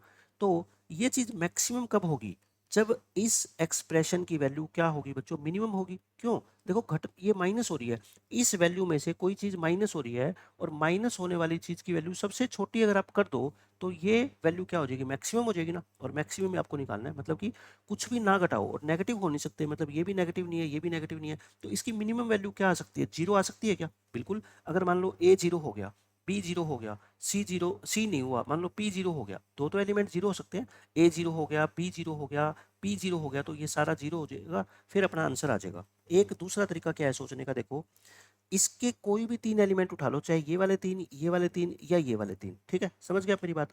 और जैसे मान लो ए आर वाई उठा लिया मैंने, क्या लिख लिया मैंने, ए आर वाई को, और इनको तीनों को कितना मान लो बच्चों, थ्री थ्री मान लो। देखो आप थ्री थ्री के अलावा कुछ भी मान लो, कोई दो को आप किसी एक को टू मान लो, एक को वन मान लो, एक को जीरो मान लो, कुछ भी कर लेना, इसका जो मैक्सिमम आंसर आएगा ना वो इन तीन एलिमेंट को थ्री थ्री मानने से आएगा, ठीक है। अब देखो अगर ए थ्री है तो फिर बताओ बी और सी दोनों जीरो होंगे, अगर आर थ्री है तो पी और क्यू जीरो होंगे, और अगर वाई थ्री है तो बच्चों एक्स और जेड क्या होंगे, जीरो होंगे ना ये तो। अब बस इस बॉक्स को आपको ध्यान रखना है, याद कैसे रहेगा, पहले वाले ये जो तीन एलिमेंट है ना बच्चों, इसको क्या मान लो, थ्री थ्री थ्री, चाहे इसको मान लो चाहे इसको मान लो, ठीक है। फिर ये सारी कहानी जीरो हो जाएगी और ये मैक्सिमम हो जाएगी, तो देखो क्या हो गया बोलो, ये तो कितना हो गया 27। अच्छा बी जीरो है तो ये जीरो हो जाएगा, इसमें सी जीरो है तो ये जीरो हो जाएगा, और यहाँ पे ए क्यू जेड, क्यू जीरो है, पी जीरो है, सी जीरो है, तो बताओ आंसर कितना आ गया 27। तो अच्छा क्वेश्चन था, बस थोड़ा सा कंसेप्चुअल था।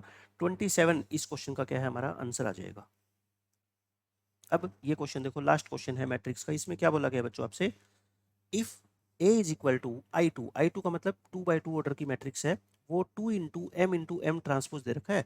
एम एक रियल मैट्रिक्स है बच्चों टू क्रॉस वन की, और M transpose into M I one, I one क्या होता है, देखो आई टू क्या होता है आप मेरे को बताओ, वन जीरो जीरो वन होता है, आई वन होता है वन बाय वन ऑर्डर की मैट्रिक्स, और एलिमेंट क्या होगा उसका वन, मतलब आई वन एक कॉन्स्टेंट नंबर होता है जिसकी वैल्यू क्या होती है वन, आप हमेशा ध्यान रखना, ठीक है। आई टू आपको पता है, आई वन एक कांस्टेंट नंबर ही तो है, वन वन की मैट्रिक्स बनाओ या वन को नंबर बोलो एक ही बात है, ये हो गया। इसमें ये कह रखा है अपने को कि ए मैट्रिक्स अपने को दे रखी है, और लैम्डा कोई रियल नंबर है जो इस कंडीशन को होल्ड करता है, इस कंडीशन को सेटिस्फाई करता है। फिर ये कहता है जहाँ पे एक्स, मैट्रिक्स एक्स जो है ना बच्चों वो टू बाई वन ऑर्डर की है, matrix X two by one order की है, तो sum of the squares of all possible values of lambda, यानी कि इन दो कंडीशन को सेटिस्फाई करने वाले ये और ये जितने भी लैम्डा है, जितने भी लैम्डा है उनकी वैल्यूज का स्क्वायर करो और फिर उनको क्या करो, ऐड करो, अपने को ये निकालना है।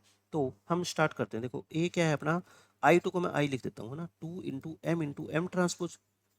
अब आप देखो अगर एम ट्रांसपोज इंटू एम होता ना यहाँ पे तो मैं उसको वन लिख देता, लेकिन बच्चों आपको पता है ना कि ए और मान लो बी का ट्रांसपोज है, या आप इसको ऐसे लिख दो कि बी का ट्रांसपोज इंटू ए, ये तो गलत है ना, मतलब कि ऐसे नहीं लिख सकते, ठीक है, या ए इंटू ए ट्रांसपोज, या ए ट्रांसपोज इंटू ए, ऐसा नहीं लिख लिख सकते, आपको पता है, ठीक है। तो फिर आप क्या करोगे, मैं चाहता हूँ कि एम ट्रांसपोज के साथ एम आ जाए, तो फिर इसका क्या कर दो बच्चों, दोनों तरफ स्क्वेयरिंग कर दो, देखना आप उससे क्या फायदा होगा। स्क्वेयरिंग करोगे तो ये क्या हो जाएगा ए स्क्वेयर, और ये क्या हो जाएगा बच्चों I minus two M, M transpose का स्क्वेयर, ये हो गया। अच्छा इसको क्या लिखोगे, देखो स्क्वेयर जब भी करते हो ना तो मेरे कहने से आप इसको ऐसे दो बार लिख के मल्टीप्लाई किया करो, ऐसे अलजेब्रा का फॉर्मूला खोलने से अच्छा है ऐसे लिख के फिर मल्टीप्लाई किया करो, कंफ्यूजन नहीं होगी। आई के आई से करोगे तो बच्चों क्या होगा, आई होगा, आई को तो कितनी बार मल्टीप्लाई करो, है ना। अच्छा आई की इससे करोगे तो कोई फर्क नहीं पड़ेगा ना, आई मैट्रिक्स की मल्टीप्लाई किसी दूसरी मैट्रिक्स पे करते हो तो जो दूसरी मैट्रिक्स होती है वो एज इट इज आ जाती है।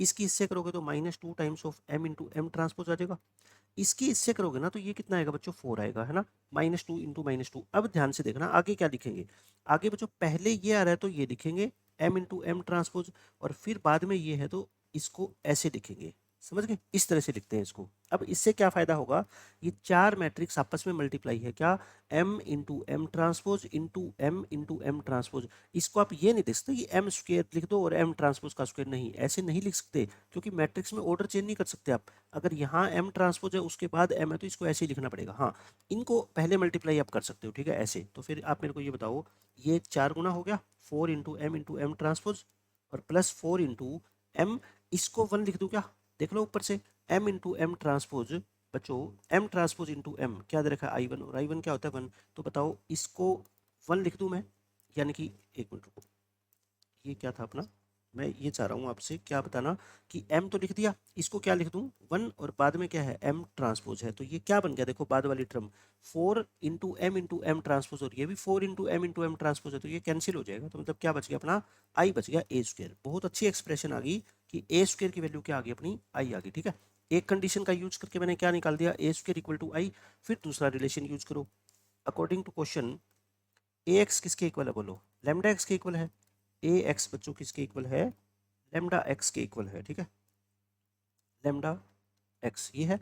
अब अपने पास किसकी वैल्यू है बताओ, अपने पास बच्चों वैल्यू है ए स्क्वेयर की, है ना। तो मतलब कि यहाँ पे मेरे को क्या चाहिए, ए स्क्वेयर चाहिए, तो मैं प्री मल्टीप्लाई कर दूँ ए से, प्री मल्टीप्लाई, क्योंकि कभी ना कभी तो मेरे को ए स्क्वेयर लेके आना पड़ेगा ना, ताकि मैं उसको आई लिख दूँ। प्री मल्टीप्लाई करो बच्चों ए से, तो ए इंटू क्या आ जाएगा ए एक्स, और ये क्या आ जाएगा ए इंटू लेमडा एक्स। लेमडा तो एक रियल नंबर है बच्चों, लेमडा मैट्रिक्स नहीं है। ठीक है, एक्स एक मैट्रिक्स है, तो ए इंटू ए क्या हो गया ए स्क्वेयर। अच्छा ये लेमडा देखो ए भी मैट्रिक्स है एक्स भी मैट्रिक्स है, तो लेमडा बीच में क्या कर रहा है, लेमडा को तो ऐसे बाहर लिख दो ना, ये क्या लिख दो बोलो ए एक्स, एक ही बात है। और ए स्क्वायर क्या था बोलो आई था। लेमडा ए एक्स को फिर से क्या लिख दो, देखो ए एक्स क्या है बच्चों लेमडा एक्स, ए एक्स को फिर से क्या लिख दो लेमडा एक्स। ए एक्स और लेमडा एक्स बराबर है ना, लेमडा एक्स। अब बताओ आई इंटू एक्स तो एक्स होता है, और ये क्या आ गया लेमडा स्क्वायर इंटू एक्स। तो या तो आप ये कह लो कि दोनों तरफ एक्स से एक्स काट दो, है ना, या तो ये कह दो एक्स से एक्स काट दो, या आप क्या करते हो एक्स इनवर्स से मल्टीप्लाई कर दो, है ना। एक्स इनवर्स से बच्चों क्या करोगे मल्टीप्लाई, या फिर आप ऐसा करो ना lambda square X minus X equal to zero लिख दो। तो लेमडा स्क्वायर एक्स कॉमन ले लो, एक्स कॉमन लोगे तो lambda square minus 1 equal to zero matrix. तो फिर एक्स तो मैट्रिक्स जीरो नहीं है, एक्स मैट्रिक्स कैसी है देखो, for some non zero real matrix X, तो एक्स मैट्रिक्स तो जीरो नहीं है, तो इसका मतलब फिर किसको जीरो होना पड़ेगा लेमडा स्क्वायर माइनस 1 को। तो लेमडा स्क्वायर क्या आ गया 1, लेमडा की दो वैल्यू आ गई क्या बच्चों प्लस माइनस 1। तो आपका आंसर क्या है, इन दोनों वैल्यू को स्क्वायर करो पहले तो, और फिर उनको ऐड करो, यानी कि 1 प्लस 1। आंसर क्या आएगा बच्चों इस क्वेश्चन का 2 आएगा। ठीक है, तो अच्छा क्वेश्चन था, थोड़ा सा मतलब अलग था बाकी क्वेश्चनों से ना। तो इस तरह के क्वेश्चन जब एग्जाम में आएंगे तो अपने पास कोई इलाज नहीं होता, या तो इनको स्किप करना पड़ेगा, या अगर दिमाग में कोई बात स्ट्राइक कर जाती है तो फिर वो अच्छी बात है, अदरवाइज इस तरह के क्वेश्चन को एग्जाम में स्किप आप कर सकते हो। ठीक है, तो ये मैट्रिक्स के जितने भी क्वेश्चन 2024 में पूछे गए थे, हमने एक एक क्वेश्चन को बड़ी डिटेल के अंदर डिस्कस किया है, और नेक्स्ट चैप्टर के अंदर अब हम करेंगे डिफरेंशियल इक्वेशन।